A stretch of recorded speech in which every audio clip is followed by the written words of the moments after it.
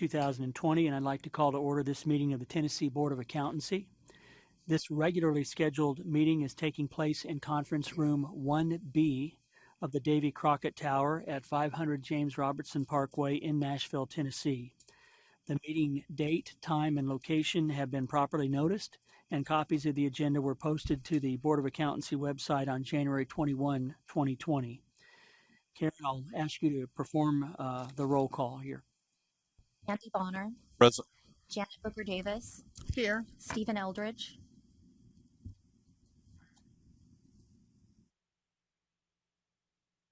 Stephen, we can't hear you if you are here. Can you hear me okay? There you go. Okay. Larry Elmore. Greg Gilbert. Present. Kevin Monroe. Present. Gay Moon. Here. Todd Skelton. Present. Trey Watkins. Judy Weatherby. It appears that we have a quorum, so we will go ahead and proceed. Just from an announcement perspective, the only announcement that I have this morning is just to remind all speakers, both from the board and presenters, to speak into the microphone during the meeting for proper recording.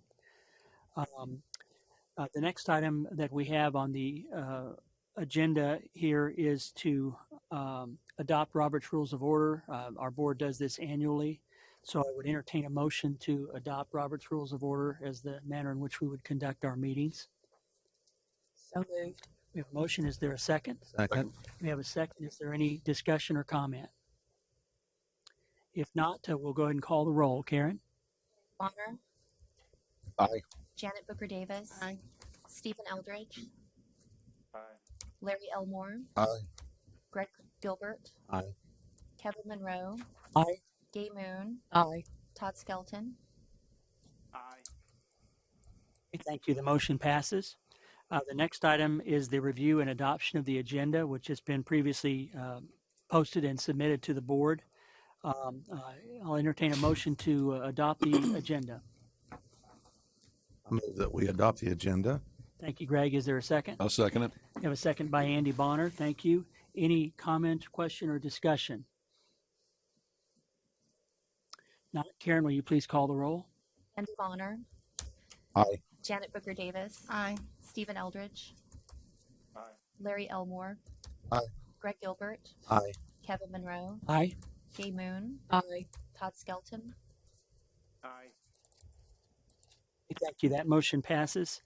I think at some point in the morning we're going to have Mr. Toby Compton, who is the TDCI Assistant Commissioner in charge of regulatory boards, paying a visit, and so we'll when he pops in and we're at a stopping point, we'll make sure that he gets introduced, and we very much appreciate his effort in coming down to meet with the board. The next item on the agenda is the approval of the minutes from the October 24th, 2019 regular meeting. I'll first entertain a motion to approve. I'll make a motion to approve those minutes. Thank you, Larry. Is there a second? I'll second it. Andy, thank you. We have a motion and a second. Is there any comment, discussion, or question about the minutes from that meeting of October 24, 2019? All right, hearing none. Karen, will you please call the roll? Andy Bonner. Aye. Janet Booker Davis. Aye. Stephen Eldridge. Aye. Larry Elmore. Aye. Greg Gilbert. Aye. Kevin Monroe. Aye. Gay Moon. Aye. Todd Skelton. Aye. Thank you. That motion passes. The next item on the agenda, Wendy, is the Executive Director's Report, and I'll turn it over to you. Okay, this document should be on your iPads, and you've also previously received a copy. The first item, as usual, on the report is our future meeting dates, and then I have proposed the 5th meeting there as May 4th, 2021. That's a Tuesday, and we can entertain a motion on that. Okay. As far as recent NASBA meetings, we did have the NASBA's annual meeting in October in Boston, Massachusetts. We had several folks attend. Chairman Monroe, Andy Bonner, Larry Elmore, Greg Gilbert, and myself all attended this meeting. Some of the big topics there included the CPA evolution is probably the biggest thing that was discussed. I think we're going to hear a little bit more. Also, we heard a report from the NASBA chair, a PCOB update, pipeline trends, UAA issues, relevant court cases, the increased deregulation atmosphere, increasing relevance of the CPA designation and exam, updates. We're able to hear at the beginning of during one of the breakfasts, and of course the evolution project.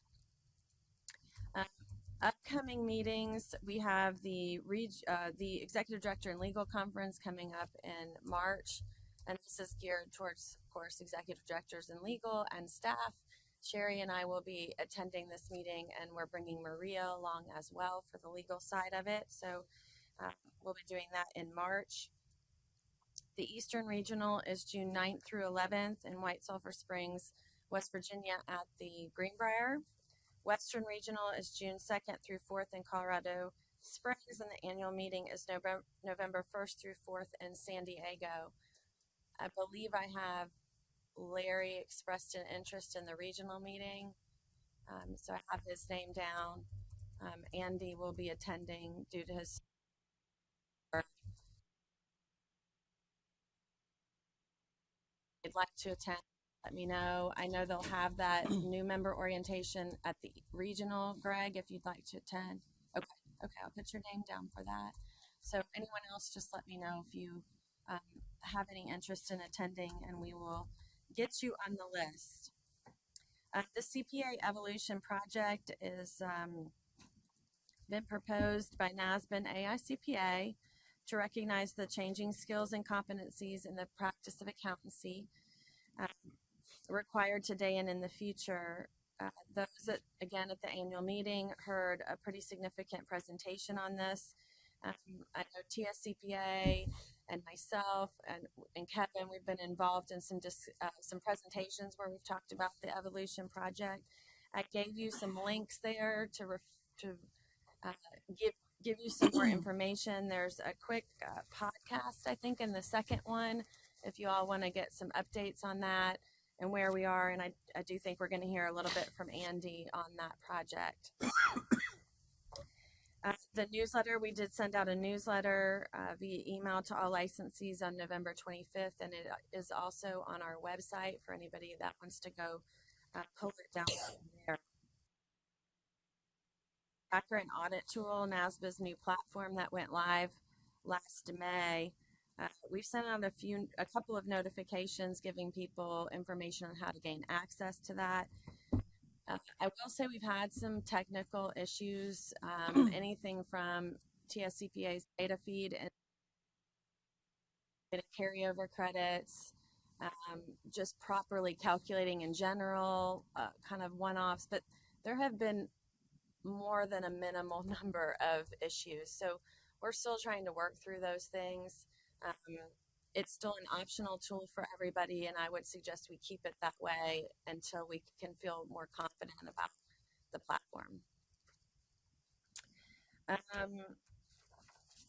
The AICPA Board of Examiners, the State Board Committee, that board is basically charged with being the connection between the boards of accountancy and the Board of Examiners and what's going on with the exam.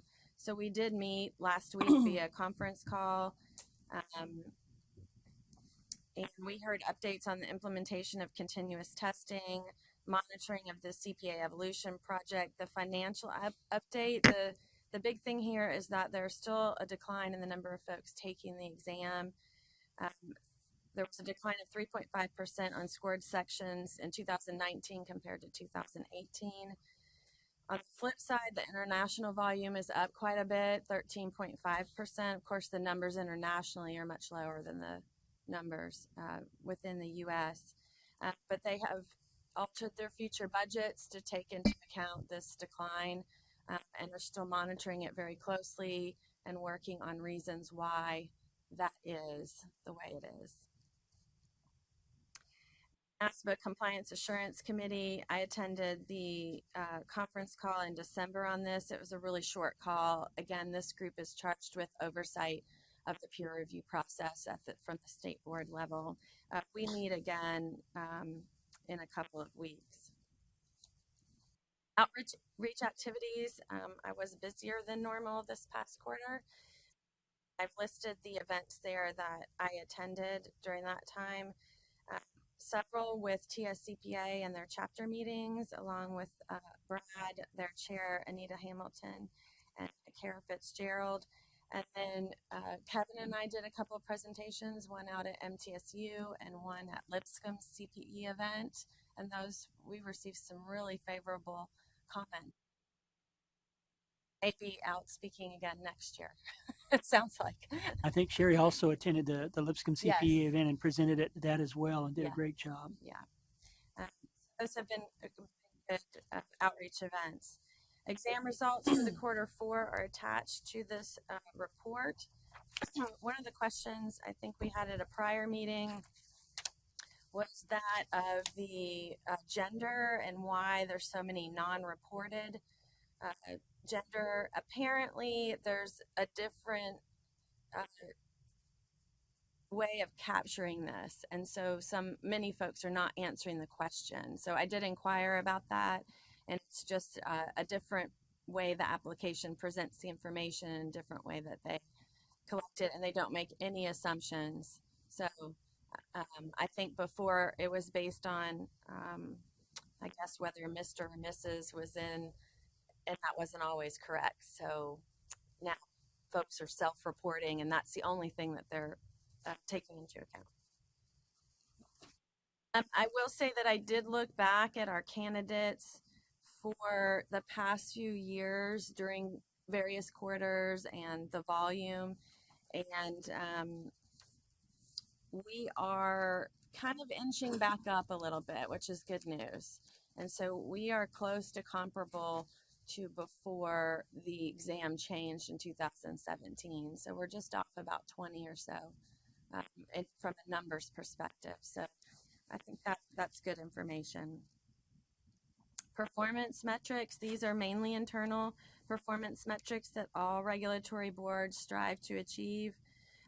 And we are rated on the number of days that it takes to license an individual. And so you'll notice in my graph there that this year in November we were at 9.0 days, and in December we were at 7.3 days. This has varied anywhere from really 5 to 10 days, I would say, depending on the month and the number of applications we get in. Case and complaint performance, our goal is to resolve 90% of cases within 180 days, and we're well within that range, anywhere between 95 and 100%. Online adoption rate, the goal is to get our licensees to use our applications online instead of using paper applications, and we very well in that area too. At many times we're at 100% in that area. So for renewals, odd-numbered licensees and all firms renewed this past year. There was a mailed renewal notice sent in early November. We also followed up with multiple email reminders, November, December, and just last week. On January 31st, all licensees who have not renewed will incur a $100 penalty. Late renewal statistics as followed. I think I briefly commented on this yesterday, but the number of active folks that have renewed is significantly behind the prior year, but it does appear that it's folks who have not completed their CPE, so they waited to renew the license. See that as of January 17th, this year we have 1,329 in expired grace versus 652 last year. So keep in mind this does include inactive licensees on the CPA side as well, but most of the expired grace is on the active side. Firms were pretty much in line, if not a little better than we were the prior year, with only 135 in expired grace at this point. And then the rest of the report are new licenses issued. We did issue 666 new licenses in the calendar year 2019, which you will see there is higher than the past 2 years, where 2018 was 608 and 2017 was 581. And then the overall licensee population is on the last page. And I'm happy to take any questions. Any questions or comments? I had one, and we talked about this briefly yesterday with respect to kind of the additional documentation requirements we put around firm renewal this year. What is your sense about how that proceeded? Was that a pretty smooth rollout and widely accepted and followed? I think for the most part, it went well. It's a manual process to reach out to all the folks that did not supply the information, so that was a little bit of a heavy lift. But hopefully, after this year, people know what they'll need to do and are able to provide that information. But we're right in line with where we've been in the past as far as those that have properly renewed. So I'm happy. I think Karen feels a whole lot better about ensuring that folks are in compliance. And has a good handle on that. Any comments or questions? I think we have one action item out of your report, which is the need to approve the additional new future meeting date of Tuesday, May 4th, 2021. That would be the board's regular meeting with the committee meetings preceding that day on, I guess, Monday, May 3rd. Is there a motion to approve that proposed date? So moved. Moved by Jay, thank you. Seconded by Judy. Any comment or discussion on the motion? If not, Karen, will you please call the roll? Andy Bonner. Aye. Janet Booker Davis. Aye. Stephen Eldridge. Aye. Eric Elmore. Aye. Greg Gilbert. Aye. Aye. Aye. Todd Skelton. Aye. Jay Watkins. Aye. Judy Weatherby. Thank you, Karen. The motion passes. Oh. So we will I have- hate to interrupt, but Uh-huh. I think, did you guys say May 5th, Tuesday, or May? I meant May 4th. Tuesday, May 4th is what I see in the executive director's report. Okay, I just that's one in mind. I think Monday is the 4th, and then Tuesday's the 5th. If 2021. oh my gosh, okay, never mind. Ignore me. Okay. Well, I'm just making sure I have all these in my calendar. I'm like, okay, wait, I'm not coming on Sunday. Thank you for keeping everybody Sorry, honest, guys. Maria. No problem at all. I'm just gonna keep drinking my coffee. The more sets of eyes on this, the better. That's no problem. So I think we're good on the date, and we'll go ahead and deal with that. Any further items from the executive director's report perspective, Wendy? No, I have nothing. Okay, thank you. So the next item that we have on our agenda is for a reinstatement application presentation and informal appearance at the request of the board by Ms. Tracy Wright, who I understand is here. I apologize, I just can't see you around the podium easily. Here, and before we start with this, from the executive director or legal standpoint, any prefatory comments that y'all would like to make? You can all refer to the materials that we've prepared for you. And I think at this time, Ms. Wright can come up and you can ask any questions that you might have about her application or just the history of discipline and discuss whether or not you will reinstate the application. Thank you. Mr. Chairman, I just want to make it known that I will be abstaining from this discussion and any subsequent vote that's taken. Okay, thank you, Larry.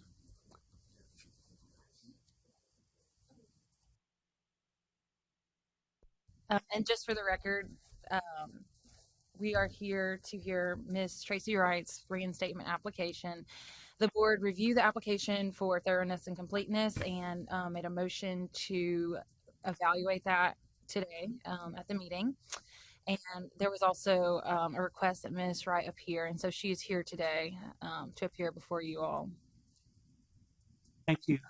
So are we just determining if the application's correct, or are we So today will be decided whether or not the reinstatement will be granted or not. granted? Mhm. Okay. And this is for individual and for employment. Correct. They're in their revoked status currently. I think with that introduction, Ms. Wright, if you would care to come up and address the board at the podium and speak into the microphone, if you would care to, so that you can be heard. Let's see if this will.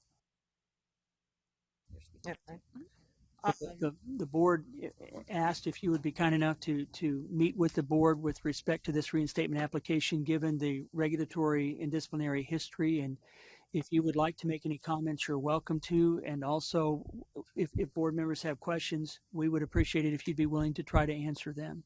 Well, I did, Wendy had said that I needed to be here to answer any questions because there's been a ton of correspondence back and forth Yes.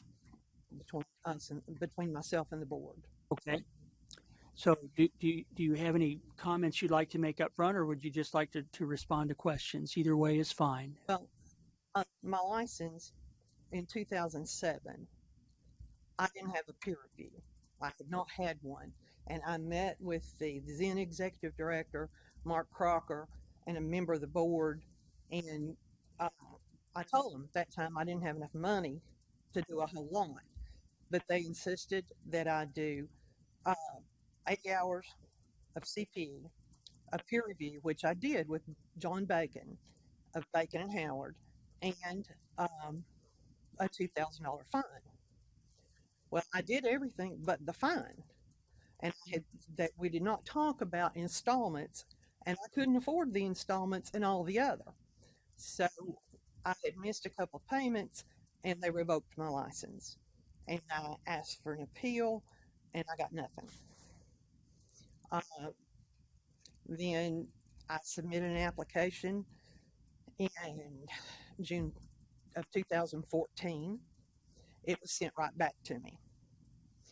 Then I submitted another application in July of 2015. I appeared at the board meeting. I addressed the board. I answered their questions. I did not complete additional CPE because I had just done CPE for the June 2014 application.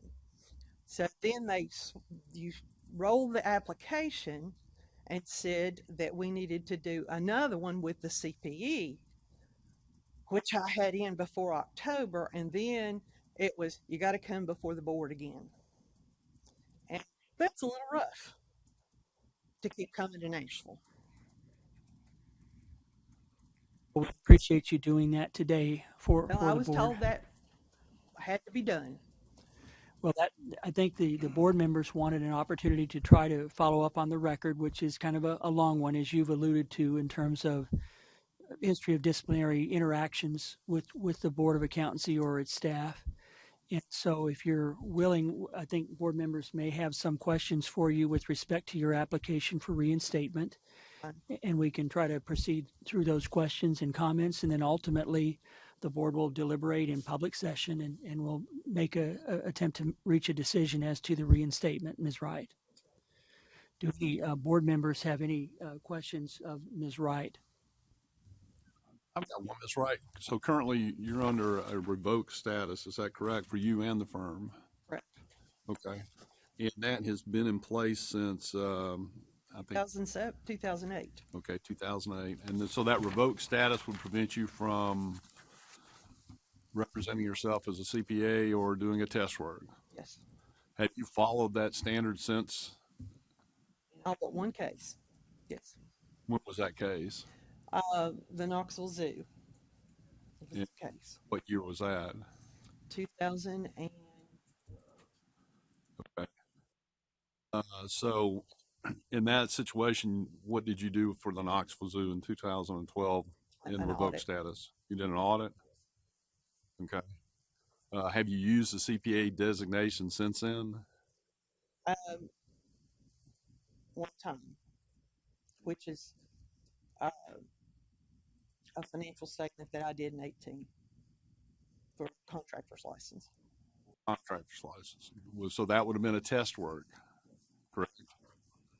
And so what, I'm trying to figure out what you've learned from the whole process about what you're supposed to have in place before you do a test work or use the CPA designation, or, you know, what it seems like that you're very blunt about what caused you to get here, but yet in the process of learning what was done wrong, that there's a kind of pattern there that you still do the same things wrong that you're not supposed to do until you're licensed, and you have the proper quality controls and in peer review to issue a test work. Now, I have the quality controls and stuff in place. But those were isolated circumstances, the Knoxville Zoo, and I had tried to, like I said, get it reinstated. And I'd worked with the Knoxville Zoo since 1989. You're issuing a test work for which you did not have a license nor peer review to issue. I understand. And I had had peer reviews prior to that under other firms. So in an age and time of where the entire profession is trying to improve the quality, trying to make sure people are doing things right, trying to make sure people are licensed and following the rules and laws, that you just absolutely ignored them during that entire time period and decided you just do it on your own. That's what I don't understand. It wasn't. Man, are there two sets of rules here? That's what we're trying to understand. Is there one for you and one for everybody else?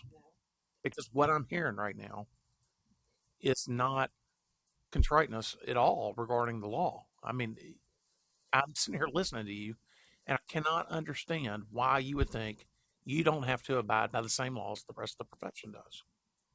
Can you explain that to me? I mean, I'm not even hearing that you're even sorry that you did it. And obviously, you must think there's a separate set of rules for you and the rest of the profession.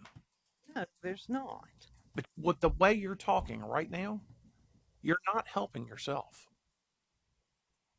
We're all listening to the same thing here. So if you want to not have your license back, I suggest you keep talking the way you're talking, because I don't understand what you're doing. You're sitting there saying that, hey, I'm going to go do this because of this excuse or this excuse. And you know what you're doing, and you still continue to do the same things. Am I hearing this wrong? I am not continuing to do the same things. I just was in a position with the zoo was different because I had done that. Why was it different? Because you didn't have a license. Why was that different? I want to know what your answer is to that. I had worked with them for so long. Because you had a relationship, you can ignore the law? Is that what I'm hearing? No.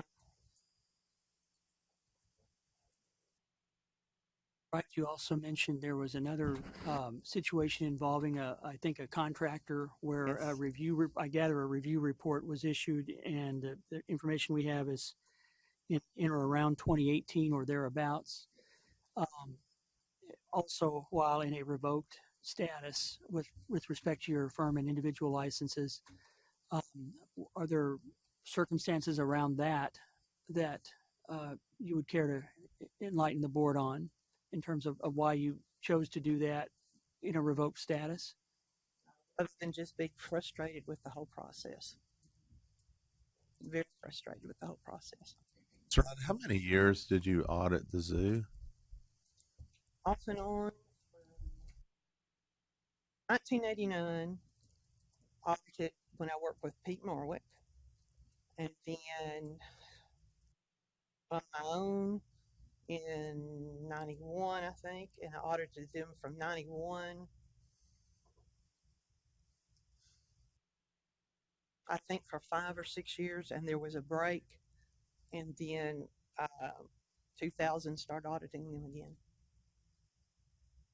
Through 2014, something like that? No. Okay. 11 or 12. There were multiple years that you audited the Knoxville Zoo under a revoked license. I just had a question. I mean, I'm assuming this is your livelihood, being an accountant. And okay. how have you, since when did 2007, is that what you said, is when it started? So, 2008 is when the when it- license was okay, revoked. so how have you made a living since then? I guess what I'm concerned about is we know of two instances, but are there more? And we just don't know. But I've what done else did you do to? bookkeeping and tax. And you didn't represent yourself as a CPA. Okay, just want to clarify. How is your PTIN number? Are you designated as a CPA or an enrolled agent?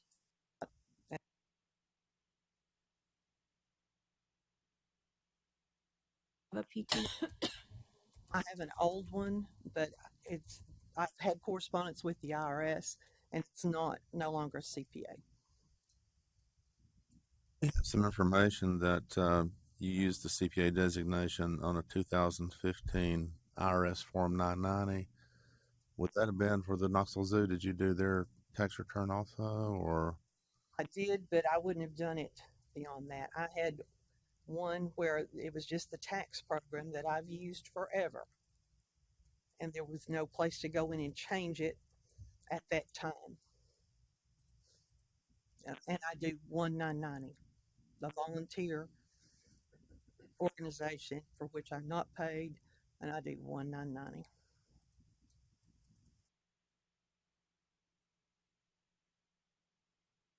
I just had one question. So 18, 18 currently only doing.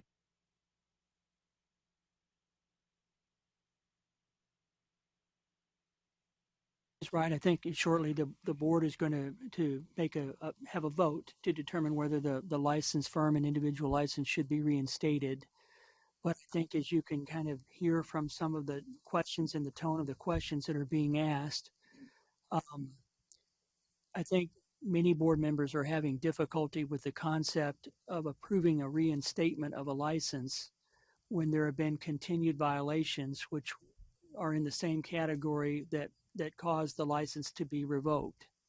The license was revoked for not having a peer. And then when I met with the board in 2007, that was the whole reason, was a peer review. I met with the board. I went back. I had a peer review. I did the CPE, and then I just did not have enough money. At that time, I was raising a small child. I'd been sick. Had several deaths in the family, and I just did not have the money to pay for all of that at one time. And when I met with the representatives of the board, which was Mark Crocker, his predecessor, and one member of the board upstairs, they didn't say you have to start making installments on this $2,000 fine. When I got the paperwork, and that was not a great state of mind for me with all that was going on, I didn't contact the board. I started trying to make payments, and I just could not. I defaulted on that. And then I tried to write the board and ask what I need to do to get this reinstated. And I wrote the board in September of 2013 asking what I need to do to be reinstated. I submitted a packet in 2014, had it returned to me 2 weeks later. Submitted another packet in 15. I came down, appeared before the board, and they said, all right, because I didn't do the CPE, because I had just done CPE in June of 2014, but it was in excess of 6 months. And I wasn't contacted by anything except Mark Crocker said I had to come appear, and I did. And then they said, no, we've got to do the CPE. So he rolled it into a new packet. And then he started saying, you've got to come appear again. And, I'm sorry. I've made some mistakes. But I've tried to reinstate this now a number of times. The record shows that there has been a lot of correspondence with There you has and the been. board with respect to prior and this current reinstatement process. That is definitely true, but I think it comes back to the idea that just hearing the commentary from the other members of the board and in my own thought as well, it's difficult to sustain a vote to reinstate when during the revocation period you've been issuing attest related reports on a revoked, not an active and approved license. And that's we're not challenging that you have not submitted a reinstatement packet. You clearly have done that. The board's processes have been followed, and you've also been kind enough to appear here, at least today, and also in the past and multiple times. And we're not disputing that or trying to challenge that, but we're grappling with the notion of approving a reinstatement of someone who is violating the rules under which they had to operate once their license was in fact revoked.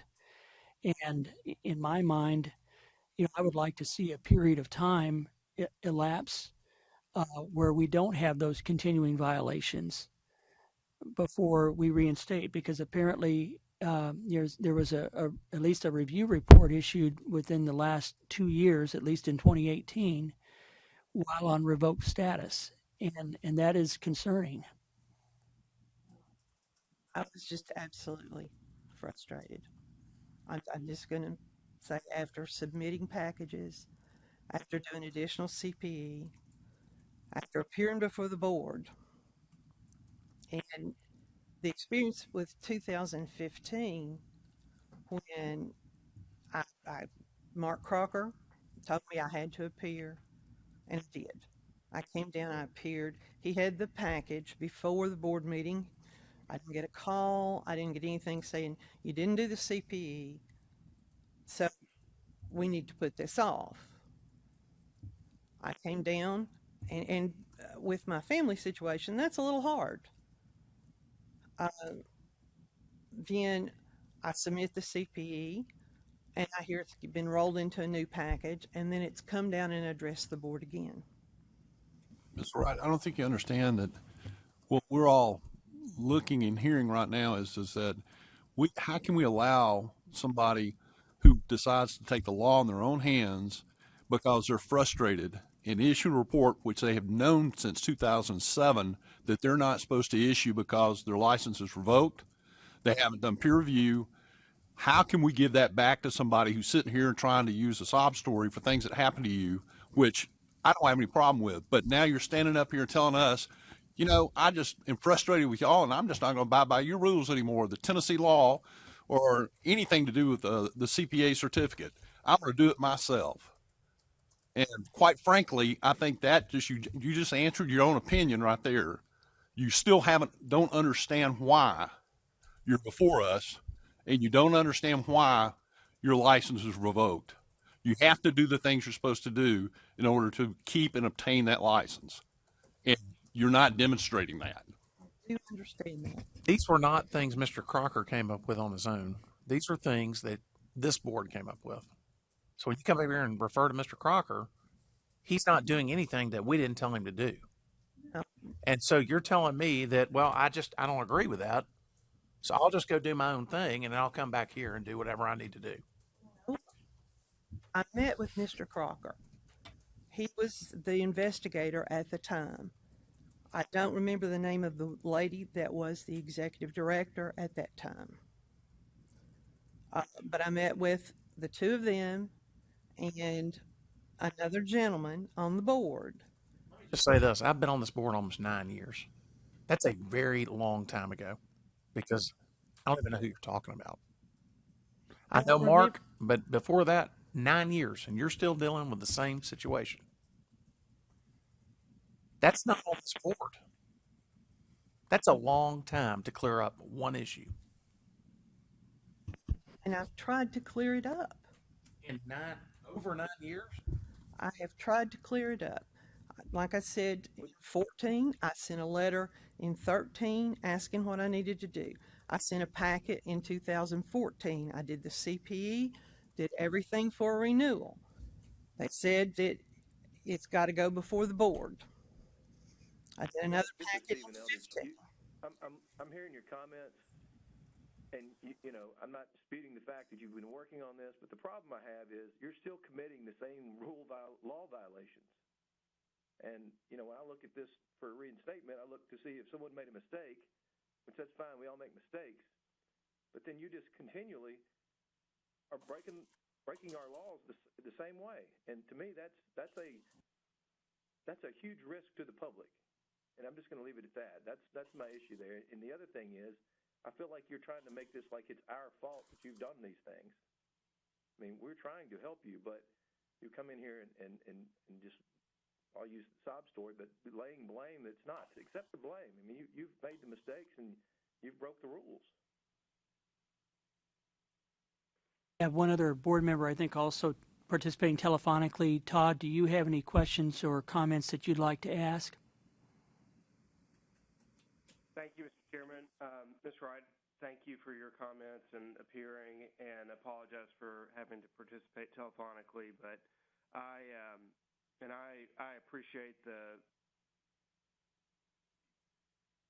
effort to submit packages, but in my mind, that's part of going through the process of going through the motion. But the efforts to remedy the situation and show the rehabilitation and continued compliance, I'm struggling to see that. It's more than just submitting paperwork. The rubber has to meet the road, so to speak. And I'm not seeing that. And if there's anything you might want to add, but I'm struggling with grasping or understanding that you grasp the severity of this and what the board's asking and expecting. So thank you, Mr. Chair. Thank you, Todd. I do grasp. I do. And I'm here trying to remedy the situation. Thank you, Ms. Wright. I think each of the board members has had a chance to ask questions or lay out comments. Are there any further questions or comments? I think what I'm struggling with the most is the timeline. Your frustrations began in 2013 or 14, but your license was revoked in 2008, and you continued to do audited financial statements for the Knoxville Zoo in between those times. That makes it very difficult for me, in that you were doing those things with the revoked license, and the frustration part on your part, which I'm sorry, did not start until after that. So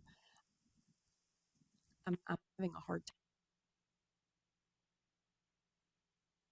Why you can.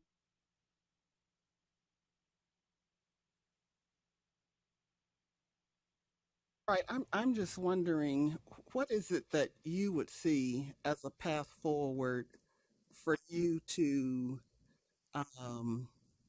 be justified in getting your license reinstated, given all that you said, all that you've heard from us? How do you see it would be appropriate for you to get your license reinstated? What would you think you would need to do? I don't really. I would need to. I know that in the losing my license in 07 and 08 was strictly a monetary issue. I was taking care of a small child, and it was a monetary issue. The revenues had gone down. The compliance was strictly a revenue issue.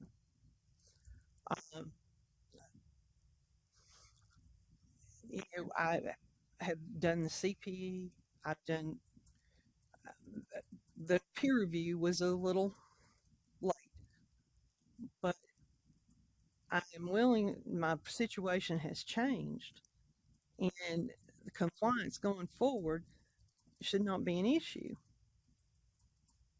monetary or otherwise.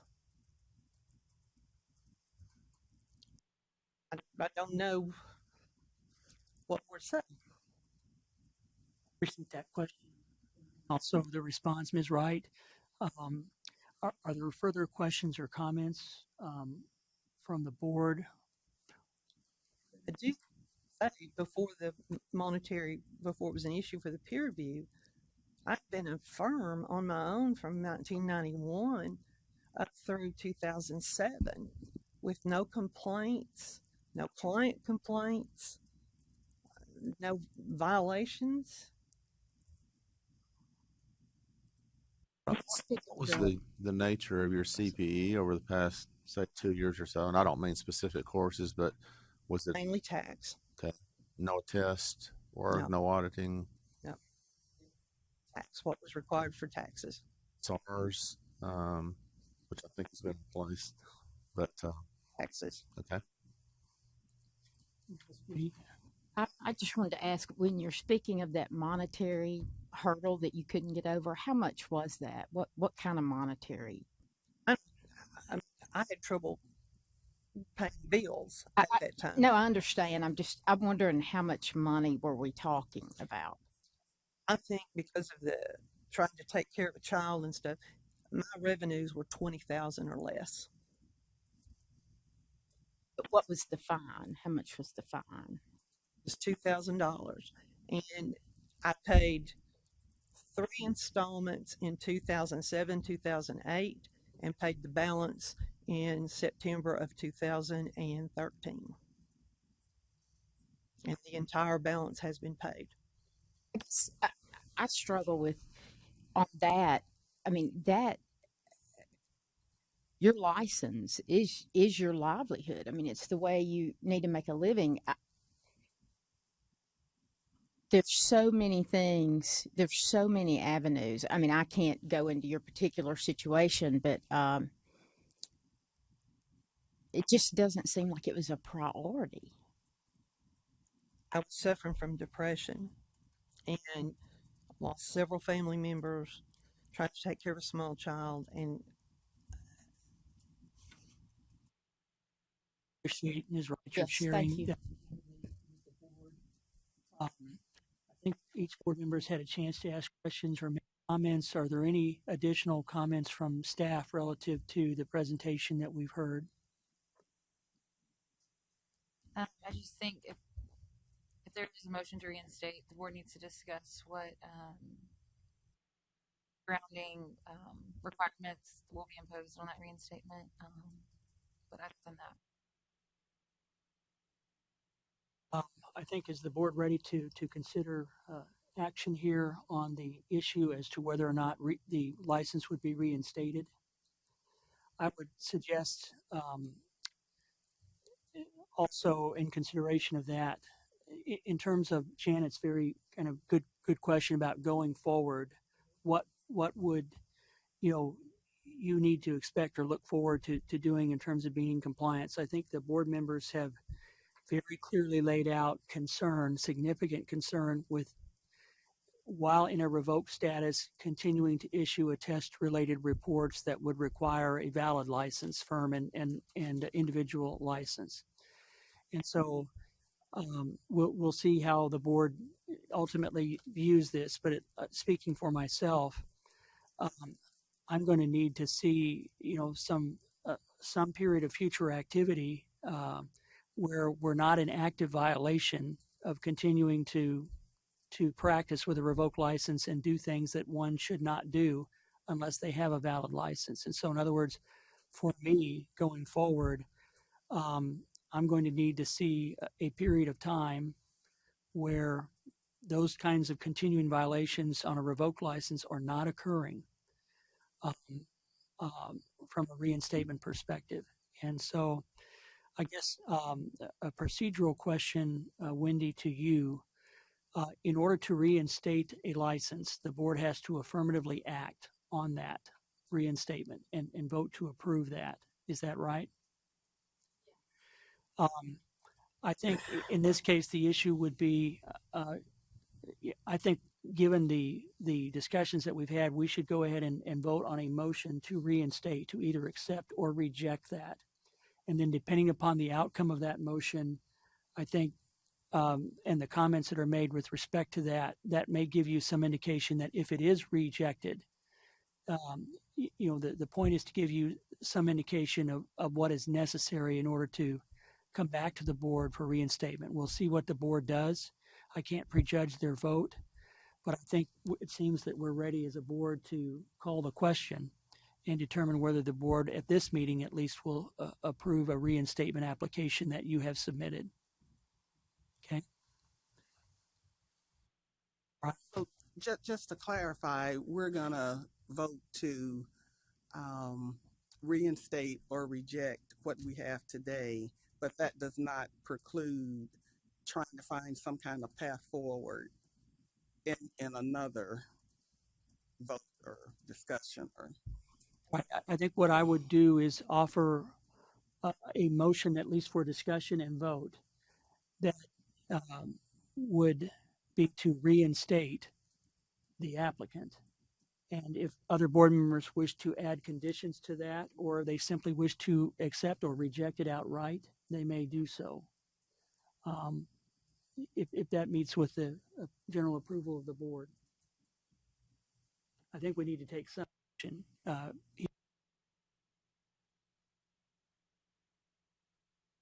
So I'll offer a motion to consider reinstatement of Ms. Wright's application for reinstatement, and we'll leave it at that for now and determine whether or not there's a second to that motion.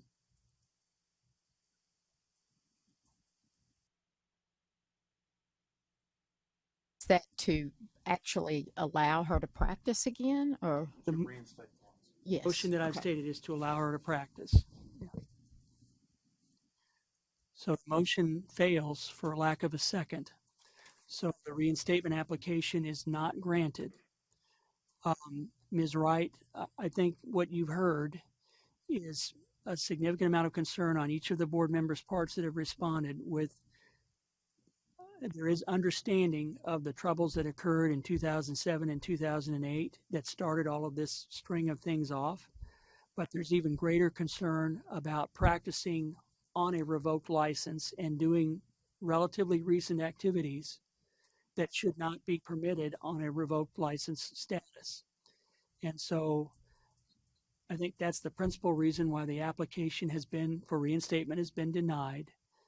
And until that kind of behavior in terms of continuing to do things that one cannot legally do on a revoked license ceases for some period of time, I think with this board, it's difficult to see how we're going to get to a different outcome. And so my ask of you, and it's just, representing my own opinion, it's that there needs to be some time elapsed of compliance with the status of your license, firm and individual license, which is revoked, meaning you can't be doing a test work, you cannot be doing work and holding yourself out as a CPA before we will, I think, at least before I would have a personal change of view. I can't speak for the other board, but none of the board members can see it going forward to reinstate someone who's in active violation of the prior disciplinary action, no matter how that originally arose. And so my request would be to consider, what has been stated here, the concerns that the board members have. I think they are doing their very best. We are all doing our very best to uphold the law equally for everyone. And everyone's journey and road is different. We acknowledge the fact that you have appeared before the board previously, and it's been a long road going back to 2007. But where we're at, we're not in a position to grant reinstatement. The board basically did not act on the motion affirmatively, and therefore it is not granted. And the hope would be that before another effort ensues in terms of reinstatement, that the violations that were ongoing will cease and continue to stay in the past. And I think at a minimum, that is what it is going to take in order to determine a different outcome. So, thank you. Thank you.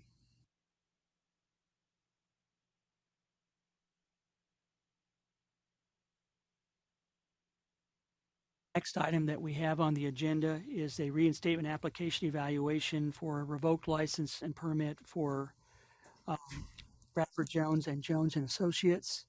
And I'll turn that over to legal to kind of lay out the background there. Yeah, sorry, one second. I'm trying to pull that document up.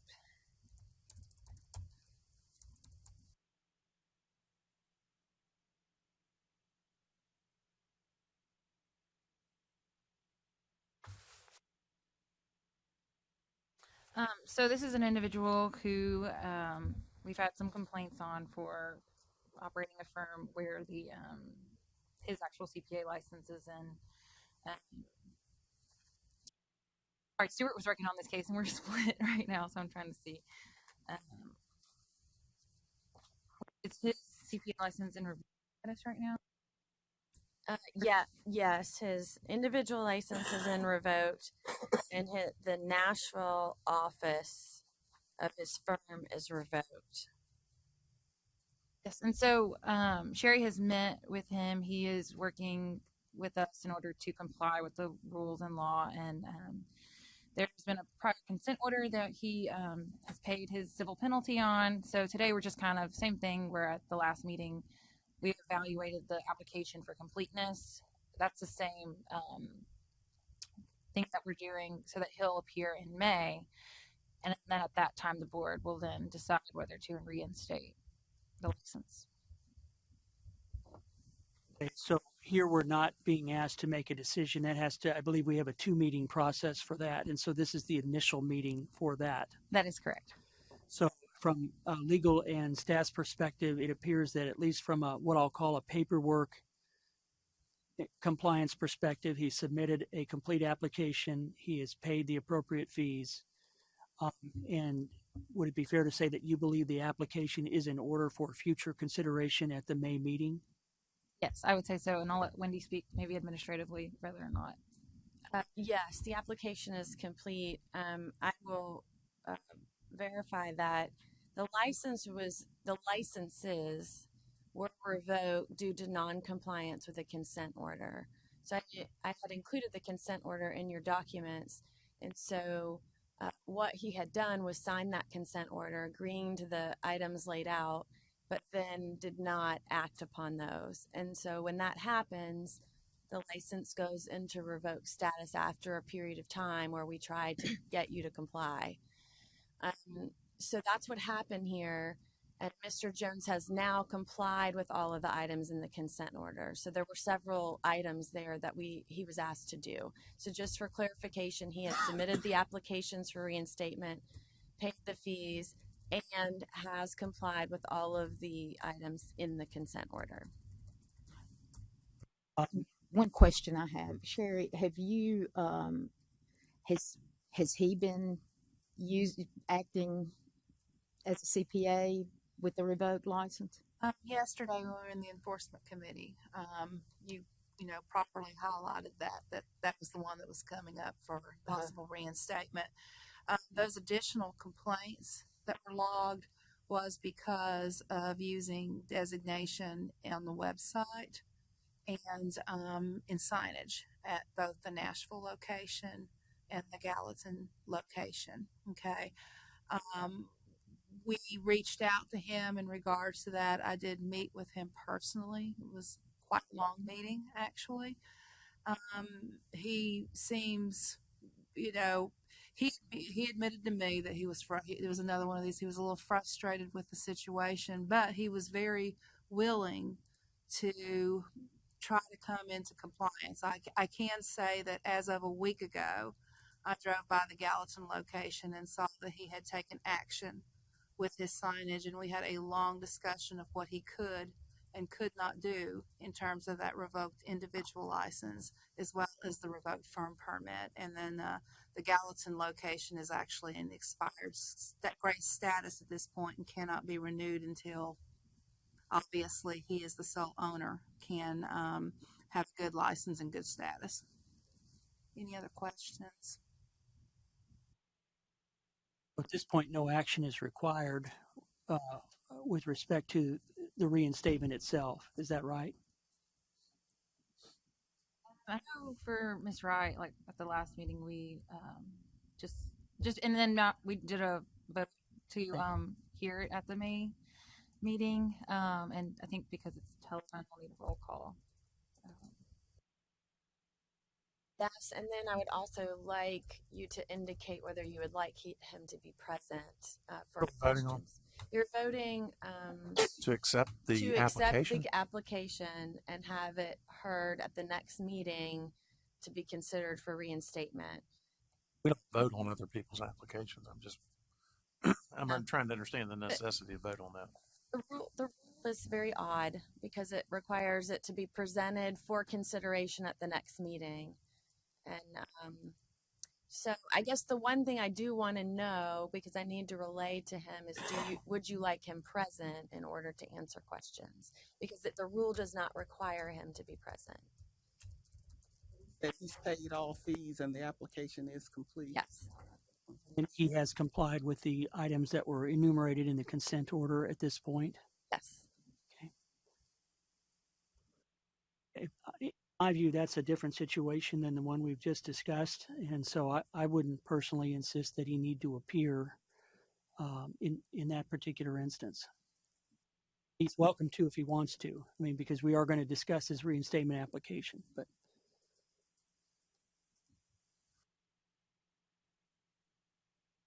with that, then I guess would a motion along the following lines be appropriate, that we accept the application with respect to Bradford Jones and Jones and Associate CPAP LLC for reinstatement for presentation and consideration at the May 2020 board meeting?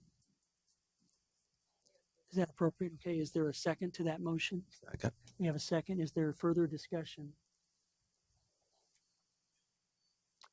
If not, Karen, will you please call the roll?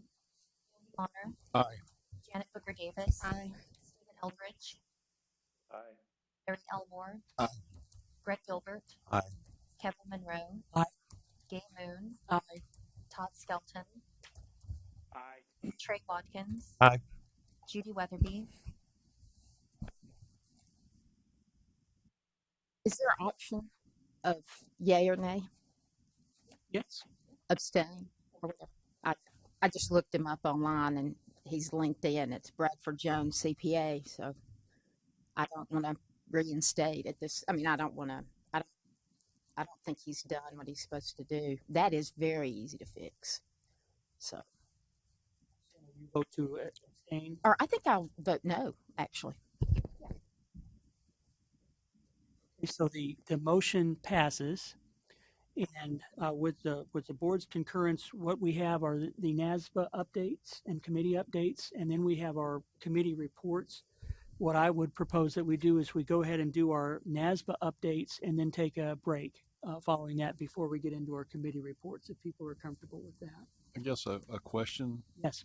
Should we maybe, if this it's going to come before us next time with the information that we just heard, it may be important to have him here to answer why it's still listed.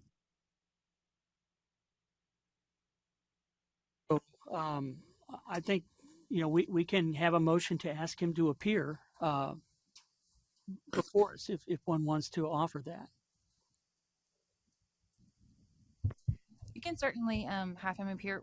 I wasn't prepared to talk about this today. One thing I'll say is that as board members, we have to be careful to pull up things on the internet on public record, just because we don't have verification that could be someone appearing to be him. We don't have verification, and we can't pull up news articles and say this is fact. That's a violation of his due process. I just want to be careful about going that route on public record.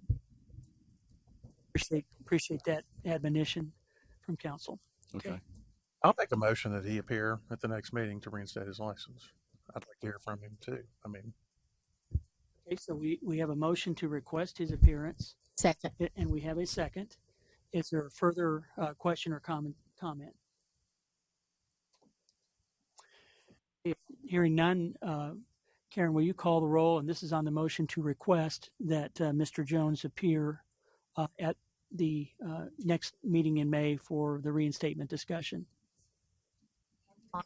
Aye. Janet Booker Davis. Aye. Stephen Eldridge. Aye. Eric Elmore. Aye. Greg Gilbert. Aye. Kevin Monroe. Aye. Aye. Todd Skelton. Aye. Ray Watkins. Aye. Judy Weatherby. Aye. Thank you. This time we'll go to our NASBA updates, and we'll start, Andy, with your report from a NASBA Board of Director perspective. Thank you, Mr. Chairman.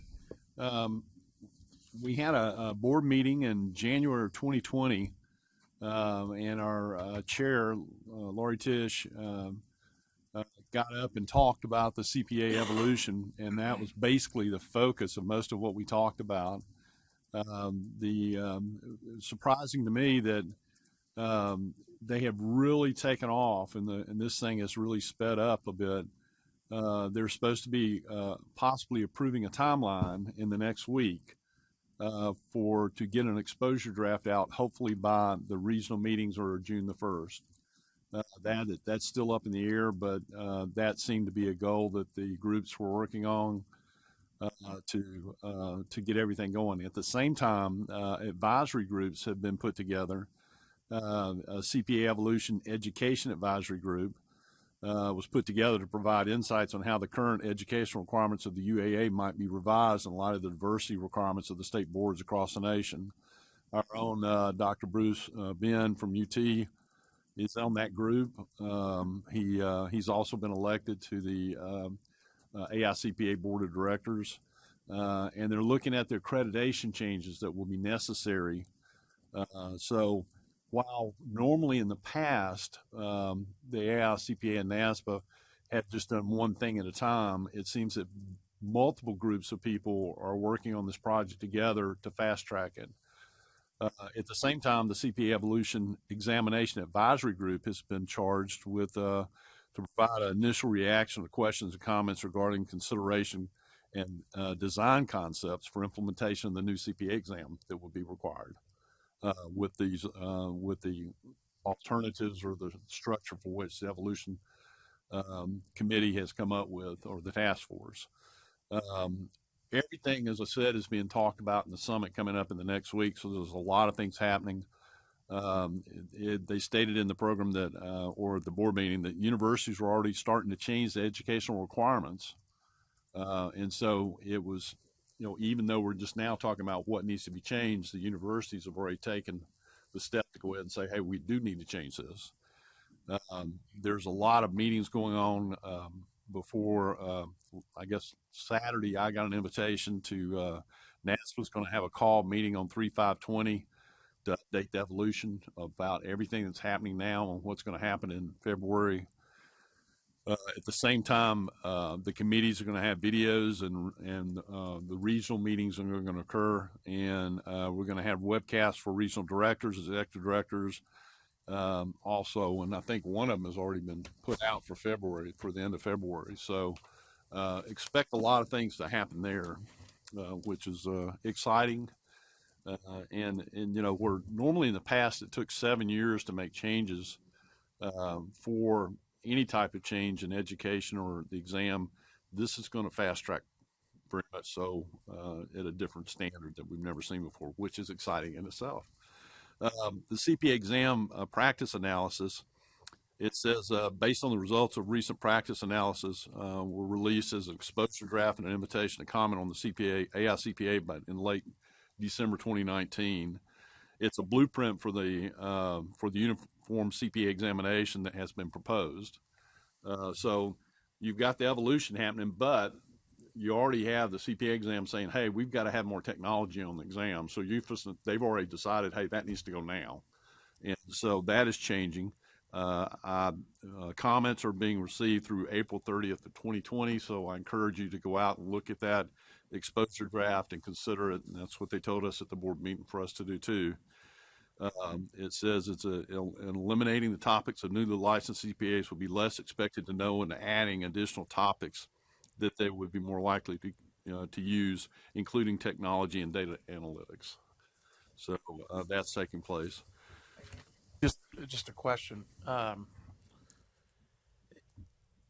I agree that we're going to expand the knowledge necessary to be a CPA. Are you saying that in your conversations at NASBA that the base curriculum is still the same, that the basis for becoming a CPA or being able to sign a financial statement, what we had an issue with before with NASBA was, or AICPA, I can't remember who was pushing what at the time, was the fact that they're pushing an alternative path whereby you would not have to have the same base curriculum requirements that all of us went through.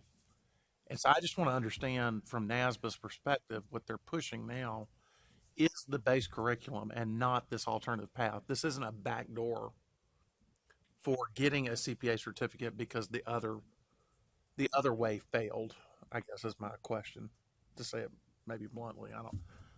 We had a large discussion about that. It's not an alternative way to get a CPA certificate. What everybody is kind of focused on is that in order to be a CPA today, there are specialties, and a lot of the things that we have on the exam or the things that we're studying in school are really a higher level course. In other words, they're subject matters that are more specific to a specialty within the CPA scope. What this is that, in today's use of or being a CPA, that technology and data analytics is very much a part of that. So in the changes to the exam, specifically, those changes are related to adding that to the exam and pulling back on some things. This is more like an addition to the exam as opposed to taking out content. Well, I think and they're replacing it with this. Is that correct? They're actually looking at what the exam is supposed to be kind of focused on what a CPA would need in their first 2 years of practice, and I think that through everything that they got from the ICPA members and NASBA members, and what they asked when we went to regionals was, what are the subject matters that you see to be important in the first 2 years of being a CPA? And I think what they are focusing on now is maybe pulling back on some of those specialty items that we used to all think that was important, and saying, hey, really, technology and data analytics are more important because Where we're heading. I get it. Yeah, that's your basic debits and credits now. Right. You got to have that to get your debits and credits out of the system using the OT models. And so, we've got to focus on that as much as anything because that's core now. And so I think that, as far as the evolution of the CPA, we're going to get more information about that with the exposure draft. And so that's what they're meeting on now. So, would it be appropriate for this board to respond to that exposure draft as a board as opposed to individuals? In my opinion, they're going to be looking for boards to respond to that exposure draft. And I think that very much would be welcomed. I think it'd be important. You're referring to the practice analysis exposure draft or the evolution? I was referring to the evolution in that matter because I thought that's what Trey was talking about. They are issuing an exposure draft. They expect an exposure draft to be out by June the 1st at this point. Now, that was their hopes. But like I said, in the next week, we're going to find out whether that is doable or not. Andy, I've got a question. This is Steven. So I sat through the webcast the other day on the, on the evolution plan. Will the CPA certificates, will they specify, like I have a CPA, but I chose the tax route or I chose the technology route? No, we specifically asked that in the meeting, and it would not. It would just say CPA. But potentially, I could have a different path of courses that I would take, or I would actually have a different test, correct? You would get to select the way that it was brought for us at the last summer, and what then again was brought forth at the annual meeting was that you would get to select one of 4 different types or one of 3 different types of tests when you get to the analysis part and not the multiple choice. And then from that, you would then move forward on that part of the exam. But it would not in any way, shape, your exam wouldn't say that you took that part of the test. It would not say that you were a CPA with that test as a specific. It would say that you're a CPA, period. And just like you have people in tax always went into tax, people in audit or a test work always went into test work, we all took the same exam, even though we may have taken extra courses that propelled us in those different areas. And so, But you're getting the same end product, but you're getting different routes to get there, correct? correct. Same end product, The bar same. exam, do they have different flavors if you go into like, civil law, or you go into like business law? Is there different levels of the bar exam? Not in the bar exam, but in the engineering world, those exams I are understand similar. engineering, but I think they're the only industry that has that specified or designations as different types. I believe that's what I understood from the call the other day. Well, the call the other day was really does not have the new information that they've been working on. And so I know that that's in there, but what I look forward to is the exposure draft to kind of lay it out. And I think know at the they're end of the working day, hard on what it. we're concerned about is an IT guy coming in and getting.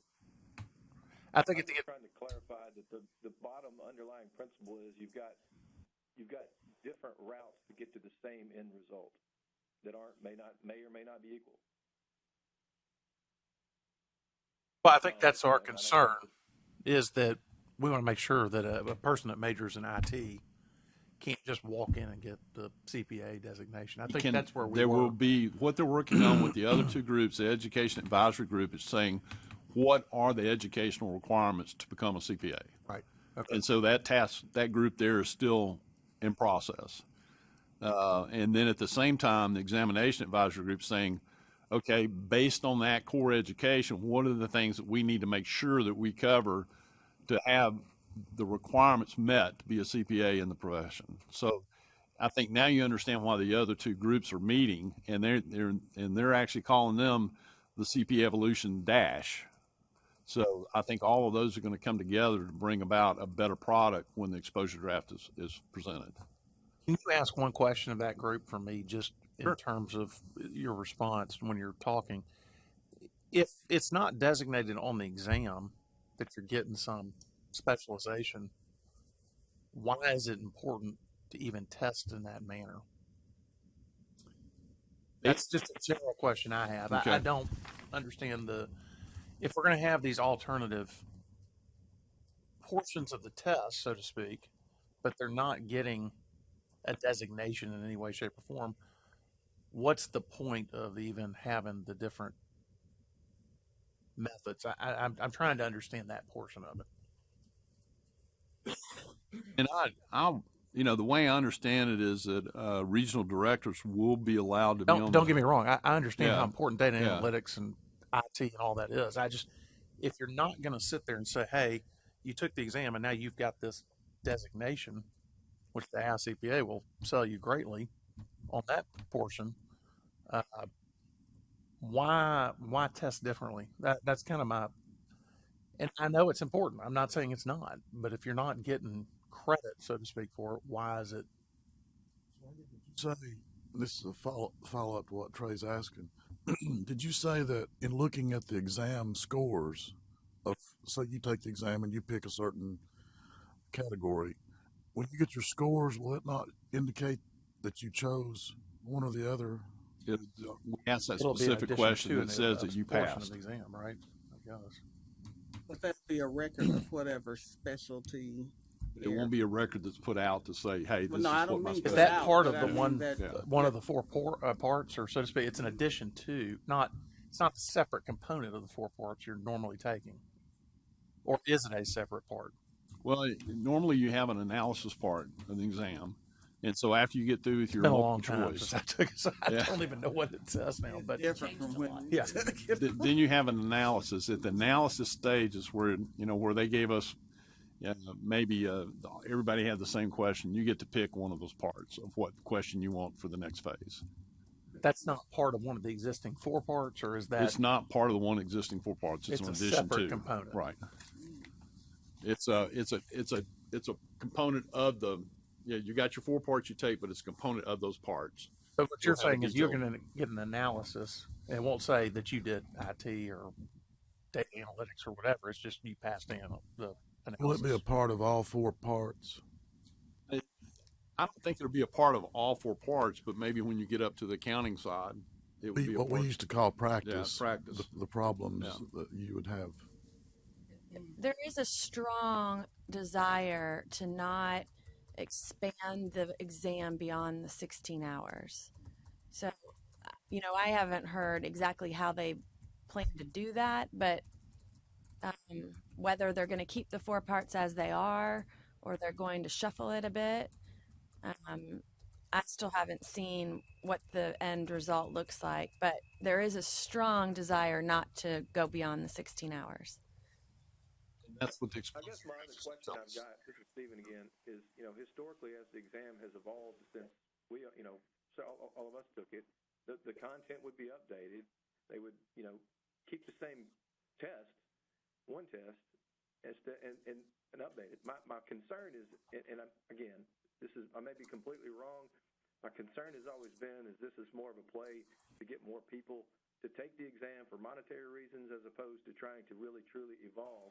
Because if I was going to evolve the exam, I would start intertwining these new policies and new, just like you bring in new FASB and GASB rules and all that, we evolve it now with technology and data analytics and all this other stuff, blockchain, whatever, instead of trying to add whole new tests or new paths or whatever you want to call it. I mean, that's my frustration with this is we have evolved over time, but we're taking a different route as far as this evolution goes, and just instead of having one test that adds these new concepts or technology areas. That's my concern with this whole deal. And then you've got basically one common end result. I'm sorry, you've got one common end result, but you've got 4 different routes to get there, and that's and it's not equal. So I'll be quiet now. You make a good point. The thing that my understanding is that as you go through the process of the exam, that there are certain things on the exam right now that may have a 10 or 15 or 20% concentration, and those parts need to be reduced some because what a new CPA in the first 2 years of practice may not be doing those parts anymore. So in order to reduce that, then there are things that new CPAs are doing from the analytical standpoint and the data analysis. The makeup of how that all goes together, how we test it over a 16-hour period, and what parts and choices we have in that process, that's exactly what they're working through right now. You're talking about things like cost accounting and Talking ERISA about plans, maybe governmental less of accounting, that stuff. cost accounting. Yeah. Yeah. We need to keep that concept out there. I just strongly encourage this board to respond to the exposure draft, whatever it is. I probably will not be here when that happens, but I hope y'all will comment appropriately at the time just to make sure that we're comfortable with whatever path NASBA goes down as it relates to the exam. That's kind of my only point. And one of the more interesting things was that when we talked about tax and we broke out into sessions at the regional and also the annual meeting, we talked about what are the different types of tax and what are the different types of tax that you expect a new CPA to understand. I don't think financial planning or estate tax was one of the highlights of that, whereas right now we have a large emphasis. So they came back and they gave us what percent is on the exam currently and here are all the things that you need to be a good CPA in your first 2 years out of college and what's a knowledge level. And so we broke out in the round tables when we went around and we divided up and we said, what are the things that are important? And it was quite surprising once we got into it to see that most of the tables were saying the same thing. There were areas that we thought were over-tested that new CPAs did not need to know, and there were areas that were under-tested that new CPAs needed to know. And so once that exposure draft comes out, I think you'll see that will come together, and I'm sure there will be some questions on it. But what NASB and the AICPA are going to try to do is try to get it out for the AICPA summer or winter council meetings. At the same time, NASB is going to try to have call webcast with board members and also executive directors and regions. And so I encourage everybody on this board, if you can, to be on that call. We can share that out and let you understand and ask questions because, input is what everybody needs. We need to all be comfortable with it. We need to understand it.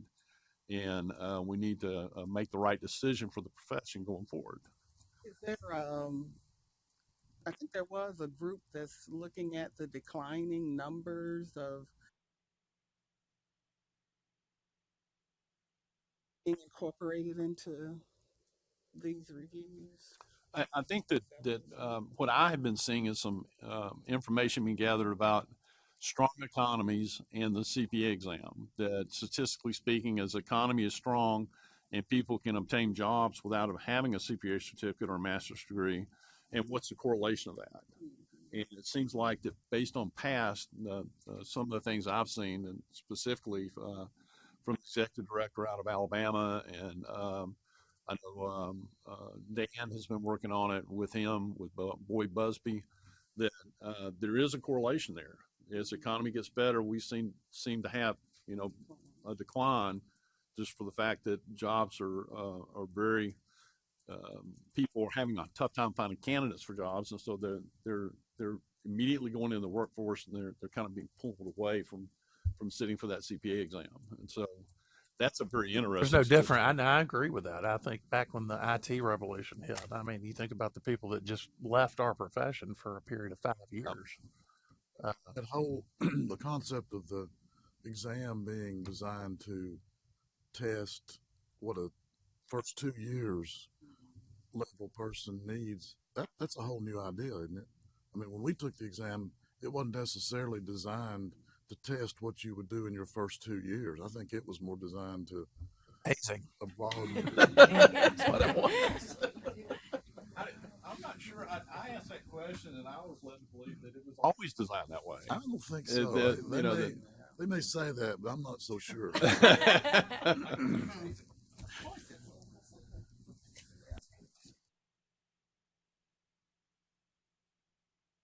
will say that accounting for oil rigs has come in really handy during my career. So I remember that on my exam at one point.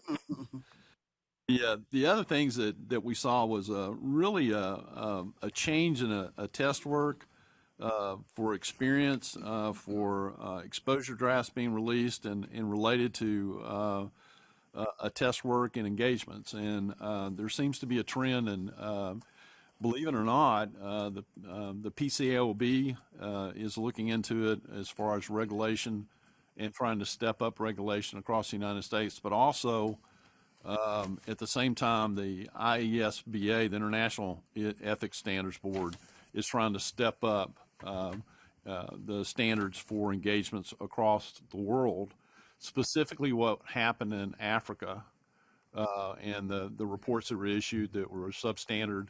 And so what we're seeing now is a focus on that. One of the things that's coming down the pike is additional experience to provide audit and attest services. How we can raise the bar for that experience? It really is response to audit concerns that we've obtained from doing peer reviews. And I know, Trey, you may have some comments on this too, that there's a yet to be determined amount of additional experience that's specific to providing audit and examination services. And they're coming up and saying that we need the definition of experience needs to be related to how many hours you actually do the work and specific to working on an attest engagement. The NASBA and the UAA are looking at it. Quantify that. Well, I'm sorry, I'm not following what you're saying. So if I'm sorry, can you repeat what you said? Because I'm what they're saying is that in order to sign an attest engagement, right? Okay, to be in charge and sign the engagement, there ought to be a certain amount of experience that you should have, period. Not only in attest work, but also in that specific field that you're issuing for, whether it's governmental or financial specific or to industry. Specific to industry. And so the AICP and NASBA have been working on a UAA committee that's been talking about this language. And what they're starting to come up with is starting to talk about that experience should be a certain amount of hours. Here's what I would tell you to go back to them for, is that no firm is going to allow someone to sign a financial statement if they feel like that person is not competent enough to sign that financial statement for the risk of being sued. So stipulating an hourly requirement or anything like that, this is one of those areas I feel like self-policing is probably effective. The situation you were in with the Big Four, I can only imagine. No one is getting to a point where they can sign a report. No, but on the other end of the spectrum, we've got sole practitioners that are out. consult That's with the problem. themselves. So then my question would be is, you have to have 1 year of experience to get your exam. So we're going to say it's 5, or we're going to say it's 10. I mean, that's what they're discussing right now. Who's going to police this? So just so the board knows, we are kind of in the minority with this. We do have an experience requirement for a test. It's very broad, so I'm not sure it captures what, in the end, we would want it to capture. But it does require, anytime we get a firm permit application, if that firm is going to be performing a test work, we also require a self-affidavit showing 2 years of experience, either in So you got to have one to even sit. right. So one to get that's your separate. certificate. So my point is really that extra year significant in the fact of I just think we need to be careful. And I hear your point to the sole proprietors, but where are we going to draw this line, and who's going to police that? Are we going to now be responsible for? It would be us changing our rules and laws to capture that. I think at the annual meeting, there in our session, Larry and Kevin and Greg, I mean, there was not a lot of desire to try to police this, but it still sounds like it's a topic of conversation. But in our group, a lot of people didn't really want to go that route. I guess similar to what. Yeah, I think you're going down a slippery road, is my point. Well, that's currently what's being discussed, and that's what I'm reporting here is that they're talking about putting in some type of hour requirement over a 5-year period. What I heard was that they were bouncing around 2,000 hours over a 5-year period, and you had to have that 2,000 hours, and it had to be continual in order for you to issue a test work. That's what they're talking about. Now, obviously in Tennessee, we can decide what we want to do separately of that. But what we're seeing around the world is that people have to have 5 years experience before they can actually do any test work or sign any test work. I should say sign up. Again, I will point out the fact that I think our 150-hour requirement may be different too across the world. So their educational requirements are pretty strong too. But I would say I think ours is more stringent than some of the others. They have a longer, which is what I've always proposed is, hey, when it comes to certifying somebody, let's not make them do the 150, but let's make them work longer to get that certificate, which I think is totally appropriate because I think you learn more on the job than just sitting in the classroom. That's personal opinion, but I get nervous when I hear about requirements for you got to do this for X period of time or not period of time, and to sign a report. Or I just think that's a slippery slope. What they told us in the meeting was that peer review. And I can tell you this: I bet this administration that is currently in power would be totally against any more requirements to do business. You just hear more about this. I mean, Brad and I were fighting an organization. I mean, there's certain things that happen that people are not for. But this is currently what's being talked about, and they're also talking about that this experience would be something that would, how do you document it? That was an issue we had. Right. Who's going to audit it? That's an experience because how can the states burden themselves? We already have a tight budget anyway. How can we go out and audit? Or throw it on peer review. Right. What they're telling us is that peer review is coming back, and they're comparing the ones that fail and the ones that pass. And supposedly they told us in the meeting there's only a 68% pass rate. It's worse. Yeah, sure. And the way they've gone. The question is, what happens on those ones that do not pass? And as Kevin said, those are the smaller single practitioners who don't have the experience, but they have a year, but they don't have that in-depth experience where your firm or a Big Four firm or a regional firm would actually mandate. It's no before you different could than ever what the sign it. PCOB or the DOL's done with the retirement plan Right. audits and the broker dealer audits, for example, where they've made them PCOB. If you do one or two, they don't want you doing them. And they're pushing that's you out. affecting the rest of our profession right there. And it's bringing us down to a level where the rest of the world's saying, wait a second, your pass rate is what? You know, and so that's where the quality of the attest work is trying to be pushed up.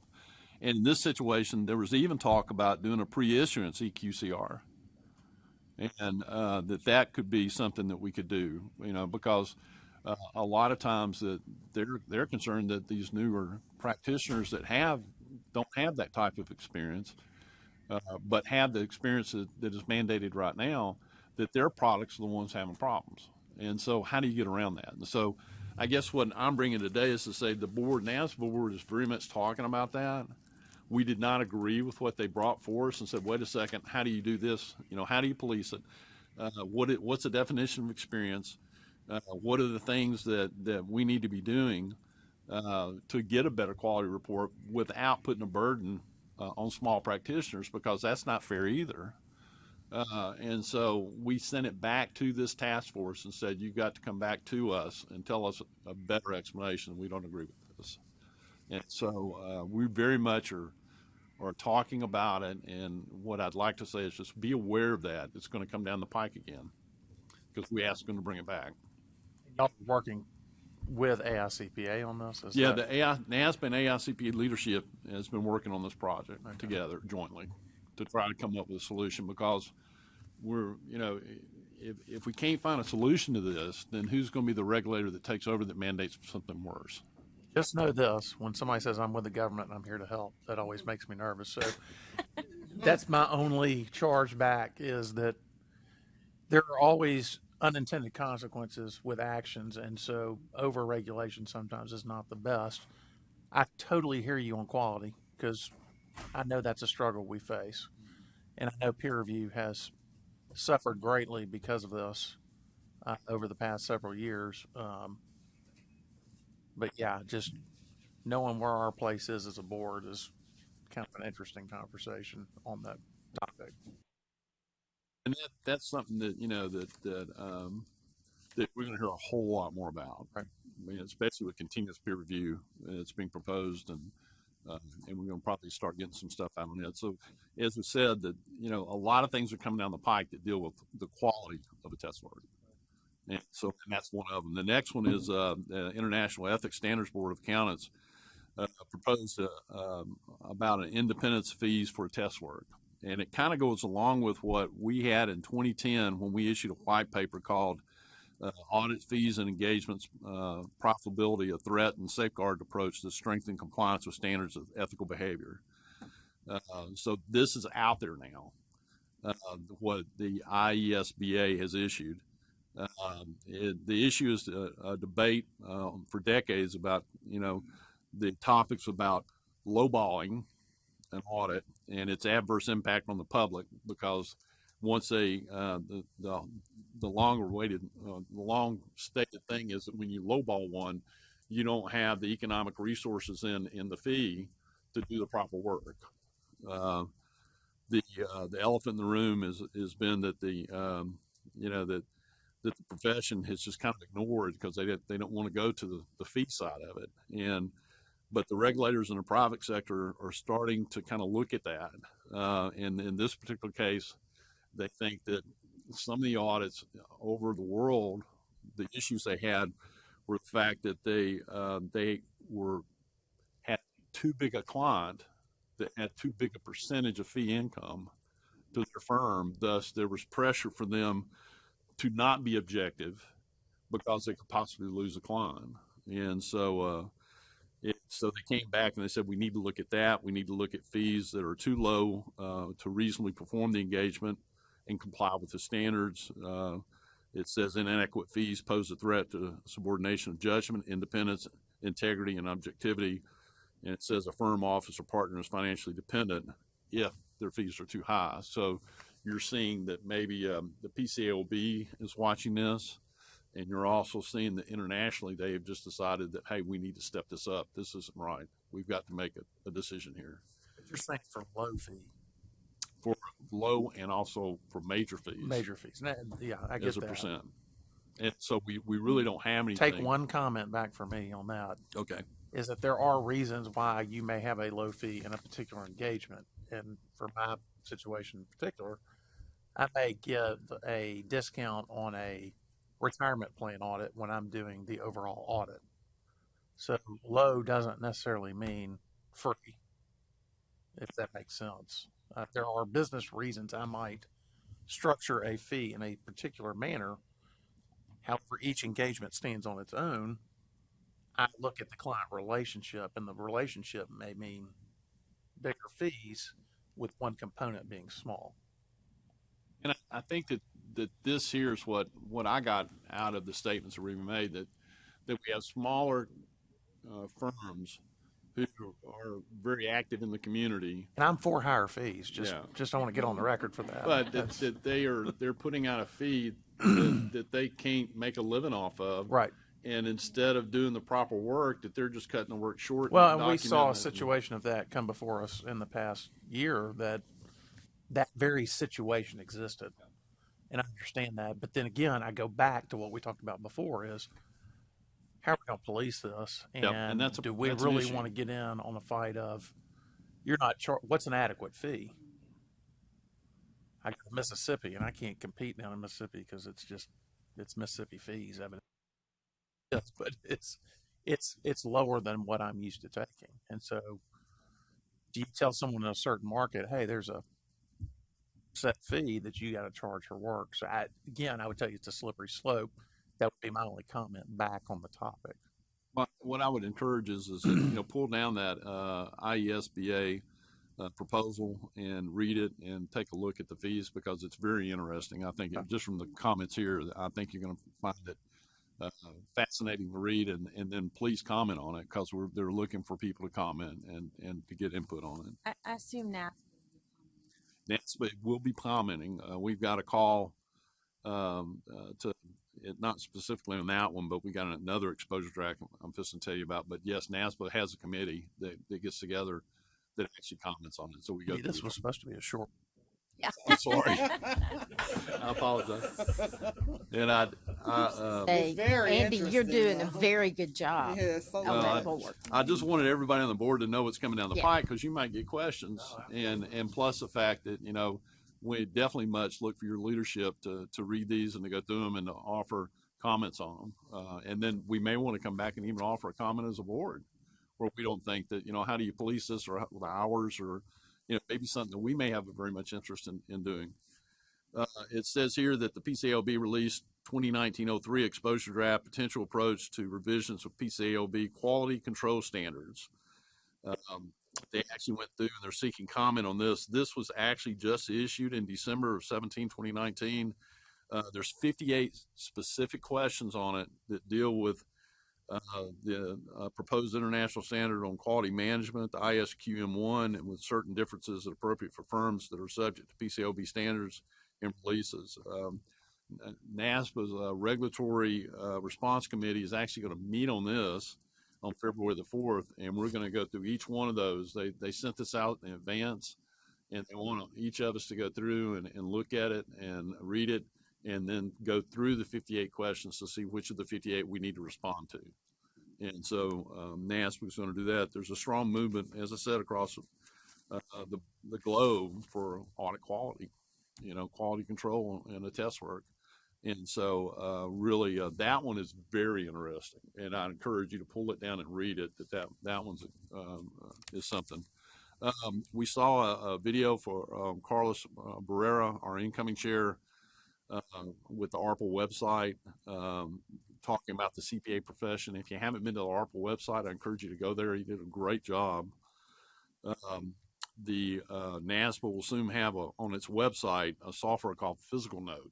And Physical Note is where you can go.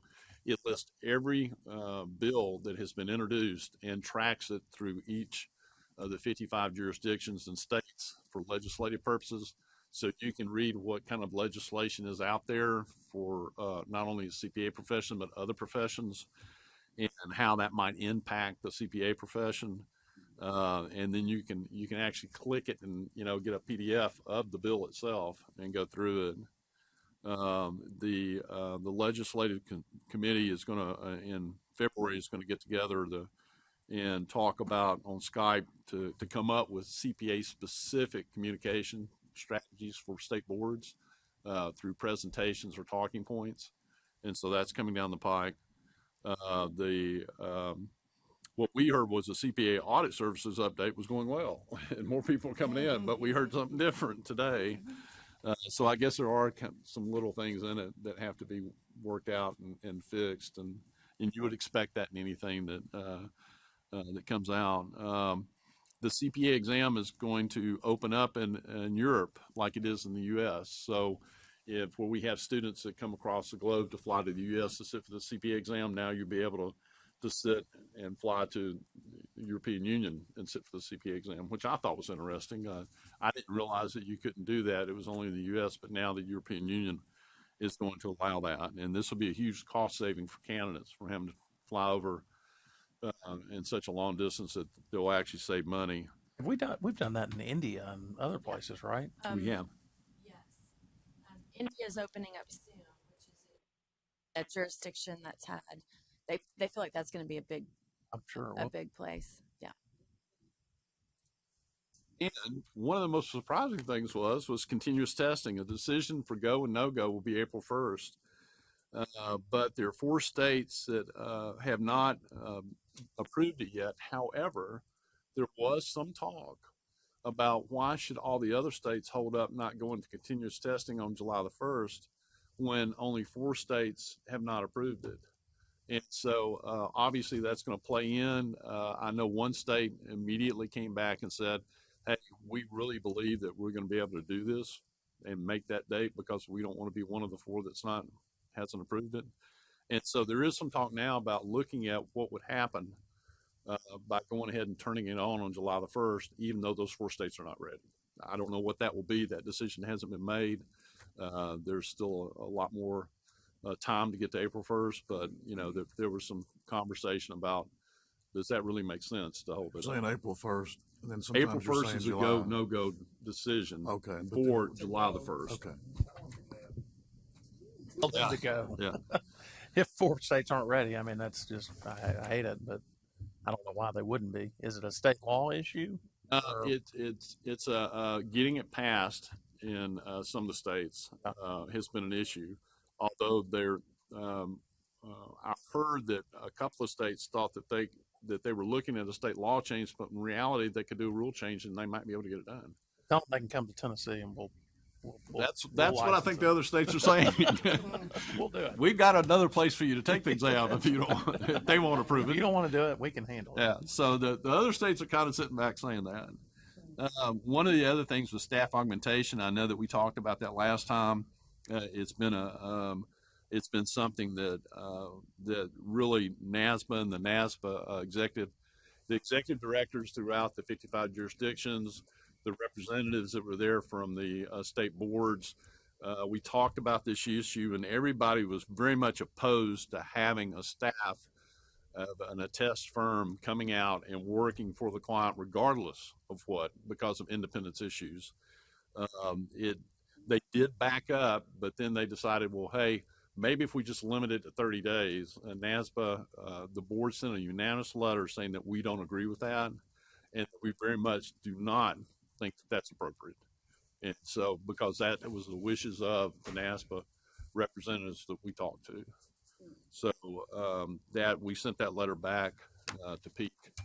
And so outside of that, that's all I've got to report. Sorry for that. Well, we've had a good discussion, and Andy, to echo Miss Judy's comments, I would describe your service as our representative from the Southeast region on the NASBA board as indefatigable.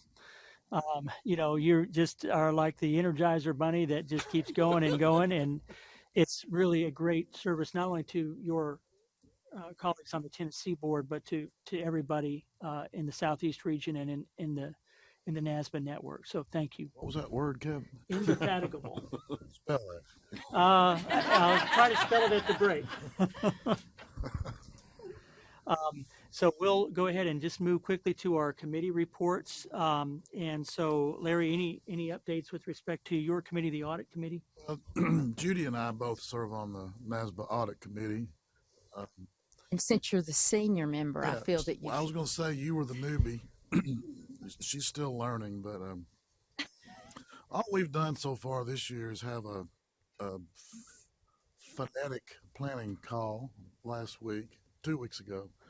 Most of the heavy work on that committee is in the fall because NASBA has a junior end and the audit report's not done until September, October. But in the fall, it's like heavy lifting.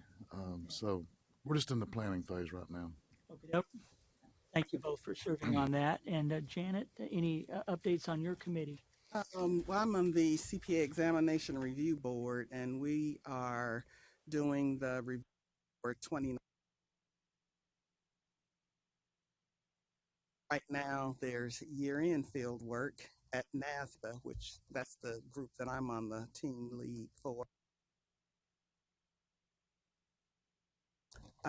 I'll actually go over there today after this meeting, and we'll do that and meet with some of NASBA's upper management, Bishop and Colleen, and and then we expect to have findings, and they'll review that later this week, and we'll meet I think in March to approve the field work, and then in May to finalize our report for all the groups, AICPA and Prometrics and NASBA.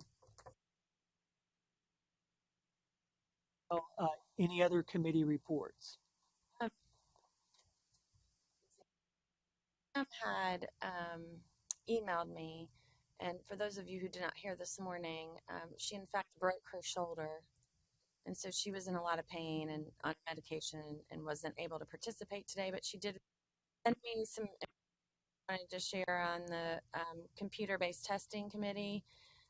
They have reviewed the practice analysis in depth. This is the research project going on to review the content on the exam. On several items, she indicated that they were eliminating small subsets of broad topics, which she didn't feel would help streamline the exam. Her example is eliminating subsequent discovery of events after the financial statements are issued, but actually keeping subsequent events between balance sheet date and issuance. She says from a professor and student perspective, that's all pretty much one topic. Some members did not think there were any need to cut back significantly, but she was afraid that if we add data analytics and don't subtract something, that the coverage will remain too broad. A concern has been decline the number of candidates, which we've already talked about, taking and completing the exam. Also, she wanted to note that they're pretty much eliminating pensions and are considering cutting back on governmental. I'm not sure exactly what part she means there.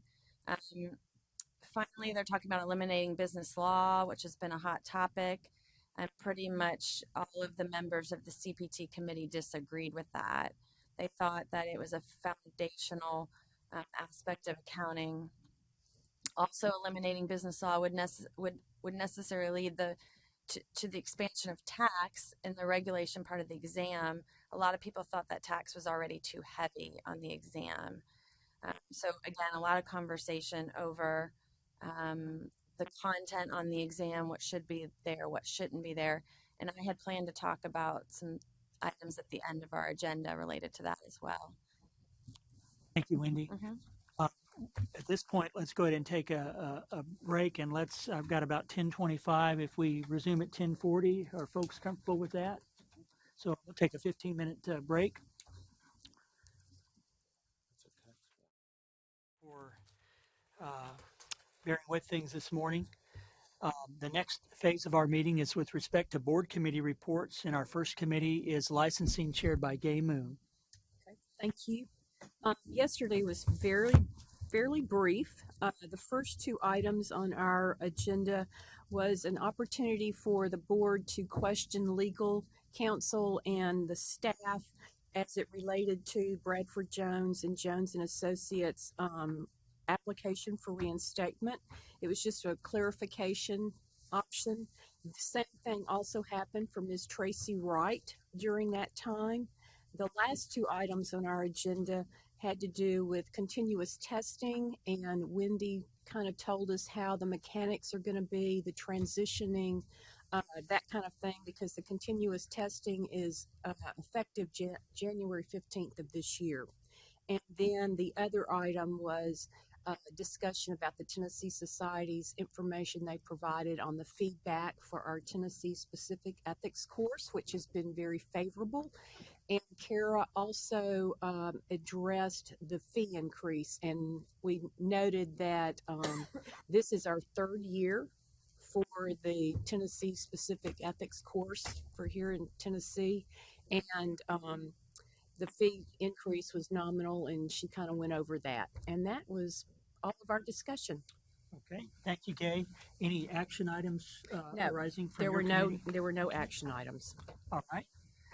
We'll turn next to enforcement. Andy, y'all had a heavy caseload to work through yesterday in committee, so chair is yours. Okay, thank you, Mr. Chairman. I wanted to just start off with was that we did get a list of a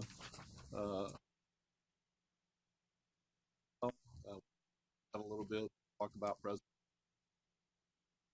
Happy with the all complaints that are not on the legal report as of 1/15/20. Questions about the number of days. Was much more questions than that was presented.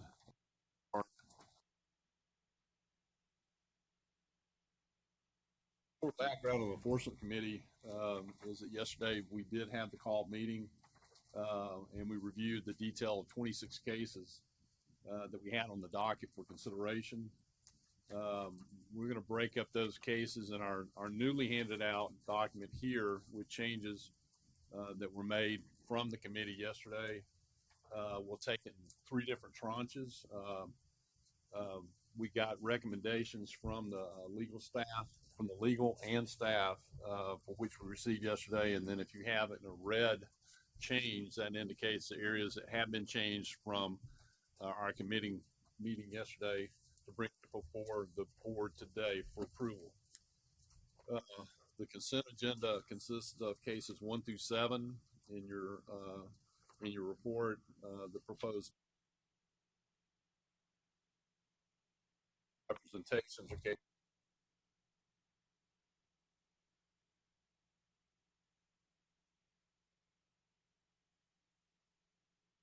Take the 7. Talk about them. That area, the committee did not have any changes or happen legal. But I would ask questions or comments on that. And if you can pull your mic down Sorry. just toward you there. Okay. Thank you. I don't have any questions. I was just ready to vote. Okay. The committee presents that for approval, Mr. Chairman. Okay, so we have a motion for approval of the recommended disciplinary items with respect to consent agenda items, cases 1 through 7. Is there a second? Second. We have a second. Is there any further comment or discussion on those cases or any of the individual cases? Not, Karen, would you please call the roll? Andy Bonner. Aye. Janet Booker Davis. Aye. Stephen Eldridge. Aye. Larry Elmore. Aye. Greg Gilbert. Aye. Kevin Monroe. Aye. Gay Moon. Aye. Todd Skelton. Aye. Trey Watkins. Aye. Judy Weatherby. Aye. Okay, thank you, Mr. Chairman. We'll now take on the proposed discipline actions, and those are cases 8 through 22. We did have some changes recommended by the committee yesterday, And I'll go through those changes and highlight them on the paper here, since we do have some people on the phone who don't have a corrected copy of this. If you look at case number 13, the on that one, we changed on that one the civil penalty to $750. So we added that civil penalty, and that was a recommended change in that area. On case number 15, we recommended that the civil penalties for each of the two that were assessed be $1,000. On section 19,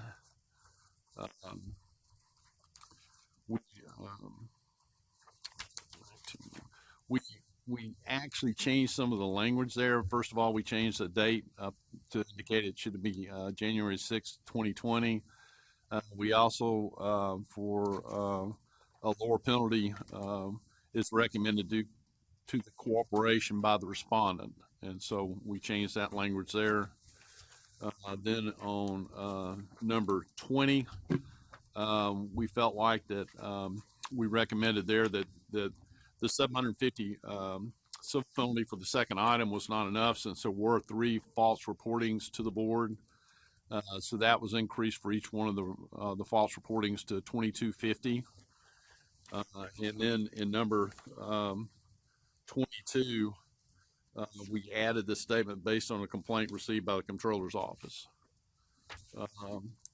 So I would, on behalf of the committee, submit that for approval and ask for any questions or anything that anybody may have concerning items 8 through 22.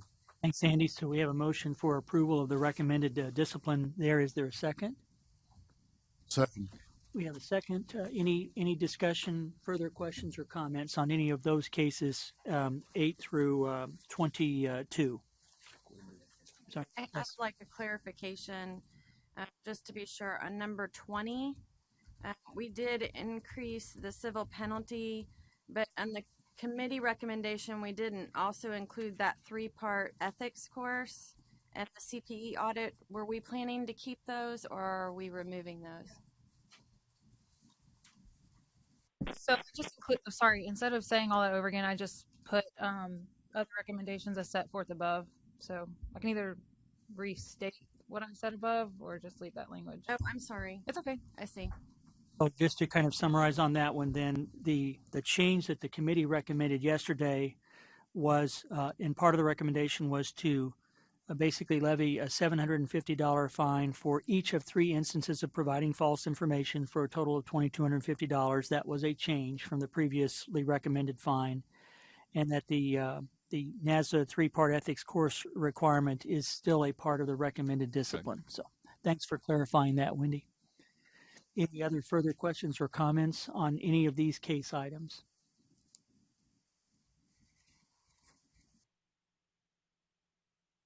Sorry. On item number 23, under the recommendation, it says the board has previously assessed disciplinary action based on a complaint received by the Comptroller's Office. I do want to clarify that the Comptroller's Office itself did not file the complaint. The board filed the complaint based on notice from the Comptroller's Office. Okay. And we're not voting on 23 yet. But it's 22. She had a 22. number Did I wrong. say 20? I meant 22. Okay, so the recommended language there is just to clarify that it's based on notice that the board filed the complaint based on notice provided by the Comptroller's Office. Would that be a fair description? Okay. So why don't we pull number 22 out separately, since we've already had the motion, and then we'll deal with that on a one-off basis as modified. You're talking about in the recommendation sentence? Yes. Okay. Yes.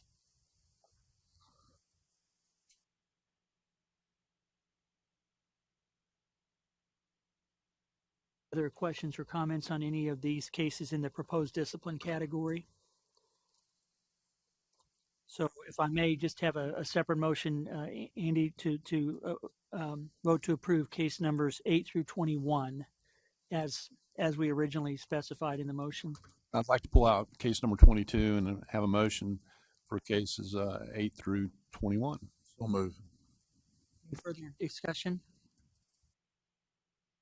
So all those in favor of the proposed disciplinary recommendations in cases 8 through 21 will follow up with when Karen calling the roll call. Andy Bonner. Aye. Janet Booker Davis. Aye. Stephen Eldridge. Aye. Larry Elmore. Aye. Greg Gilbert. Aye. Kevin Monroe. Aye. Gay Moon. Aye. Todd Skelton. Aye. Trey Watkins. Aye. Judy Weatherby.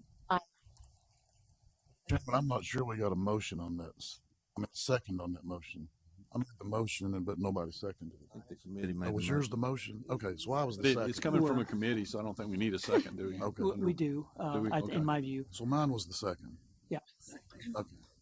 So Andy moved and Larry seconded that one. All right. So now we'll take number 22 separately. And Andy, you want to offer a motion? I'd like to offer case number 22 under discipline to state that in your report you have right now that the disciplinary action based on notice received, not a complaint. Strike that out, but put notice received from the controller's office, period.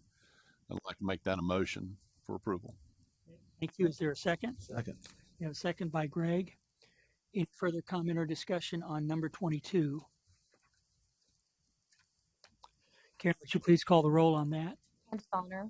Aye. Janet Booker Davis. Aye. Stephen Eldridge. Aye. Larry Elmore. Aye. Greg Gilbert. Aye. Kevin Monroe. Aye. Gay Moon. Aye. Todd Skelton. Aye. Trey Watkins. Aye. Judy Weatherby. Thank you. That motion carries. And Andy, turn it back to you. Okay. Next, we have the cases 23 through 26 for representations. We did have one change on that from the committee yesterday that was presented. That change dealt with our last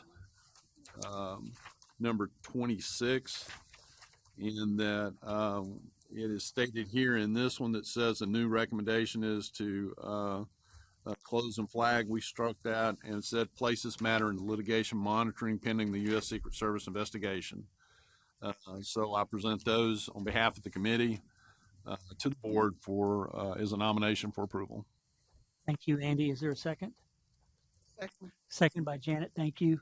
Any further discussion or comment on these representation cases, numbers 23 through 26? Karen, will you please call the roll on the motion? Andy Bonner. Aye. Janet Booker Davis. Aye. Stephen Eldridge. Aye. Larry Elmore. Aye. Greg Gilbert. Aye. Kevin Monroe. Aye. Gay Moon. Aye. Todd Skelton. Aye. Trey Watkins. Aye. Weatherby. Thank you. The motion carries. Before we continue, any further items here with respect to the enforcement committee? We did have one other item, and I don't know if that needs to be brought before here. I would assume it would. Is that Brereton Associates had applied their permit, their firm permit, and also Mr. Brereton himself's individual license were on probation, and he had entered into an order back in, let's see what the date was. February of 19, that he voluntarily placed himself on probation until they produced a board letter of the completion of the National Peer Review Committee and Respondents Firm's March 31st, 2006 review. Upon receipt of the completion of the letter, this matter must be brought before the board for reinstatement at its regular next meeting. He did produce that letter, of which we all got a copy of, and then paid the fine. And so those things have been resolved, and the committee yesterday voted to remove that probation, and I assume I need to bring that before here for a vote, or was it yesterday? Okay, so the committee respectfully request as a motion that the probation status be dropped on the firm and the licensee.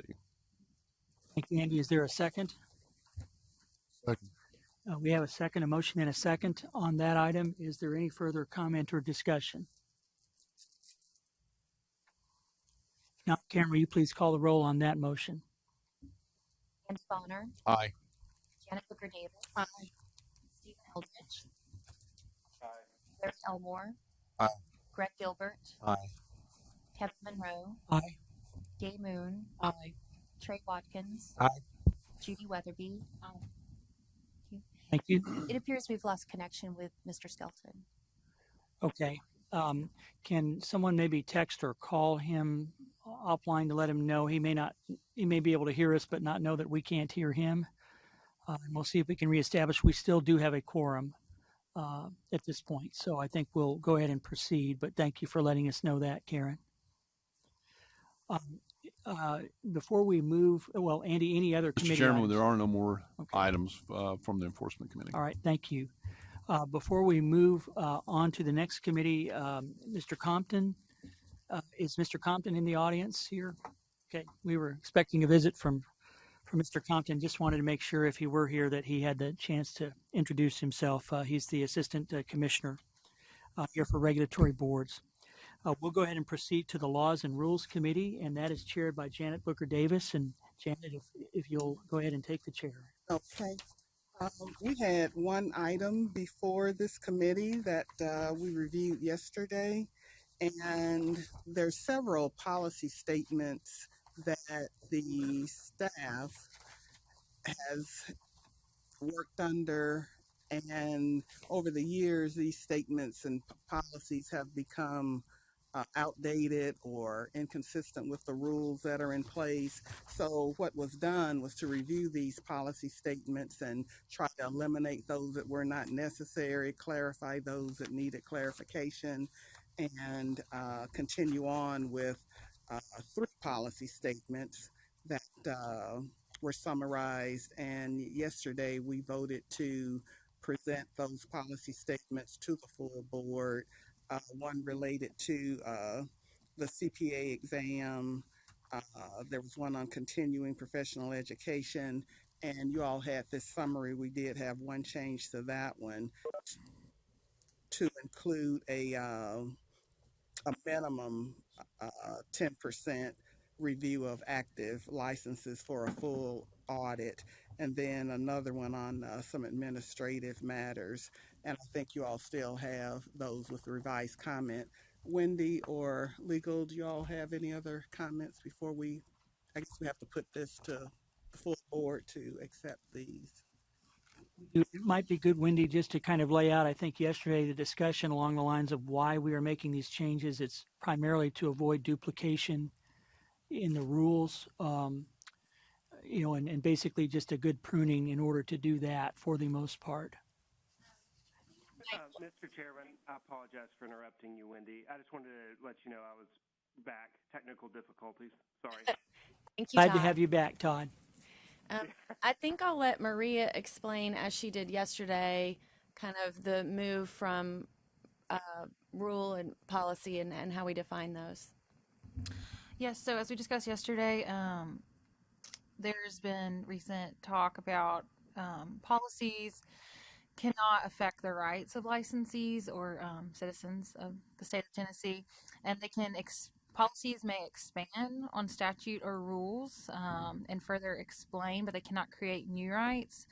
And policies may also provide direction to internal matters. So in reviewing the policy as it stands before edits, there was a lot of reference to statutes and rules, and just they were kind of saying the same thing and not necessary. So what we have today before us as edited, these would be considered appropriate policies. And so it's a great cleanup. Wendy did a great job of bringing this to our attention. So if you have any questions, we're happy to go through those. But. Thank you.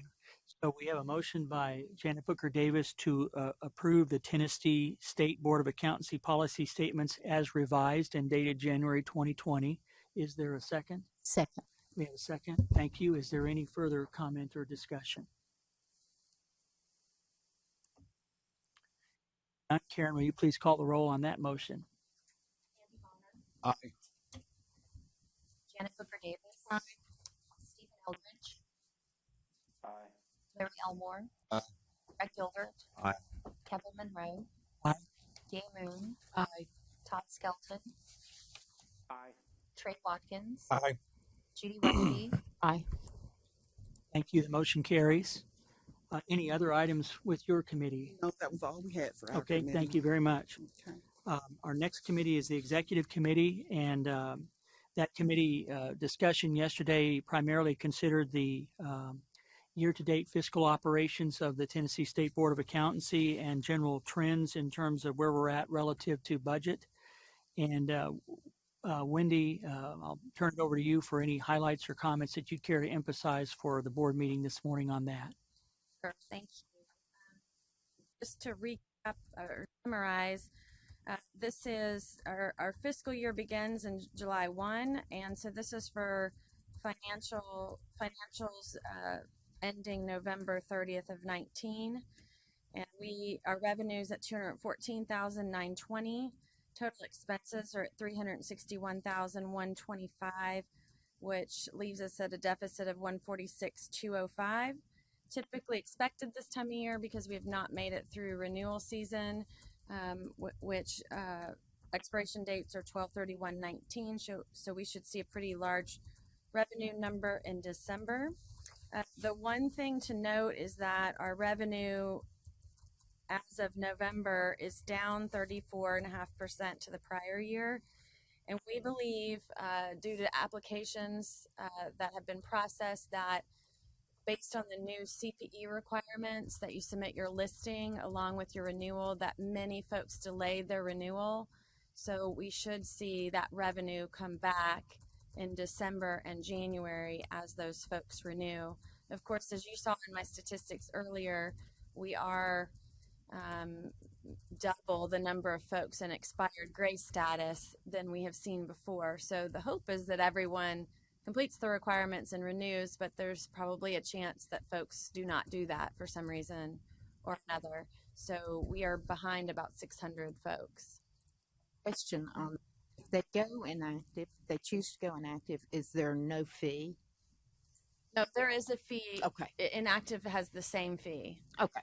So, but at the end of the year, if someone didn't get their CPE and isn't practicing, then they can request to go inactive. But it's still the same fee. Except for those that are over 65, is Correct. that right? Sorry. Yeah. Yes. Yeah. Those over 65 and older are not charged a fee. That are in inactive status. That are inactive. It's just something that's in statute and rule. Oh, okay. Yep. Yep.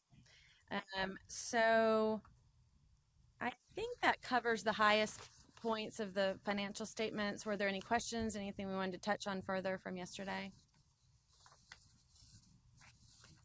Thank you very much, Wendy. And I think that concludes the business of the Executive Committee.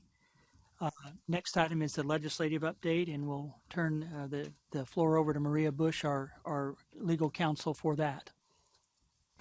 Thank you. The only update I have right now is, let's see, Senate Bill 1692 extends the sunset provisions of the State Board of Accountancy to June 30th, 2026. And so that was a result of us going up to the Joint Government Operations Committee this past, I think it was in the fall, but and then also we've talked about this already, but the continuous testing rule was passed and effective January 15th, 2020. Thank you, Maria. Any questions for Maria on that legal update? Okay. The agenda shows no old business, but we do have one item of new business that Wendy alluded to before relative to the CPA exam practice analysis exposure draft. And Wendy, do you want to elaborate a little bit on that item? Yeah, so currently there is the AICPA Board of Examiners has released an exposure draft related to the CPA exam. Keep in mind that this is a different project. Although it's running alongside of the Evolution project, this is different. They've spent 2019 doing a practice analysis, which is basically a research project to determine what the accounting profession looks like currently, what is needed by newly licensed CPAs to be successful and to protect the public interest. So it's a year-long project, and the result is an exposure draft to share with you all and the community what kind of changes they will be making to the exam. There's also an invitation to comment, so it is something this board could consider. There's a lot of detailed information in the practice analysis in the exposure draft related to the content that they are removing along the way. So I don't know if anybody had a chance to look at it ahead of time, but some of the more concerning items I think that had a lot of discussion was that they do plan to get rid of IFRS on the exam, which I don't think that's up for debate. I think that's happening. It also sounds like they're getting rid of estate tax on the exam. And of course, they're doing an increased emphasis on business processes and data analytics as they move forward, even before the evolution concludes. So they are making changes to the exam. So the recommendations that are set out specifically in the exposure draft are state and local government in the FAR section. And should this still be assessed? And if so, what is the rationale? So this is what I got from my call the other day that I was on. And I don't have a way to really elaborate other than you all to review that section. I don't know if anybody has any comments or that elicits concern or. I, for one, still need to review it in depth. Okay. So. Okay. The issue with the exposure draft and the comment is that comments are due April 30th. So I think it's going to be probably hard to comment as a board, but I would encourage you to review it on your own. You can always make comments from personal nature. And if there is some strong concern about what you've read and you want to respond as a board, we could have an emergency meeting. You could ask me to draft something of that nature. I do not have any specific recommendations for a response. I would suggest that once the board members who've not yet already done so had a chance to review it in depth, if you do have comments, feel free as individuals to put them forward, but also if you'd like to circulate them to Wendy.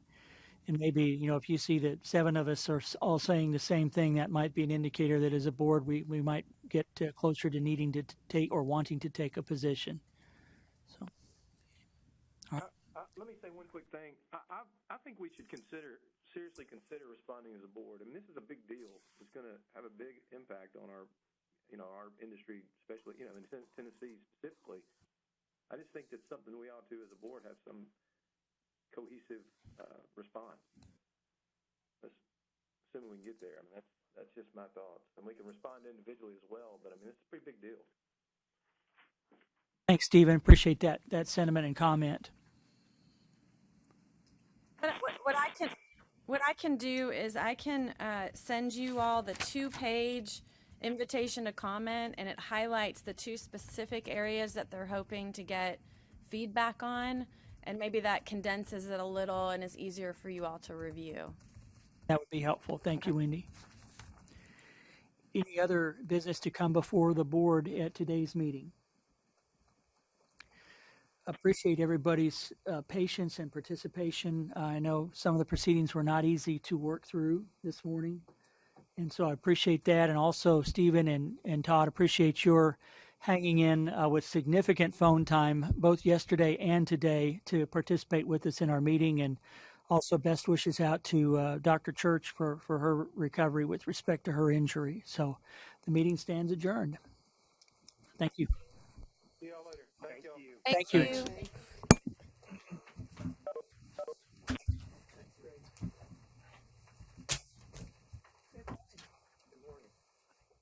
we are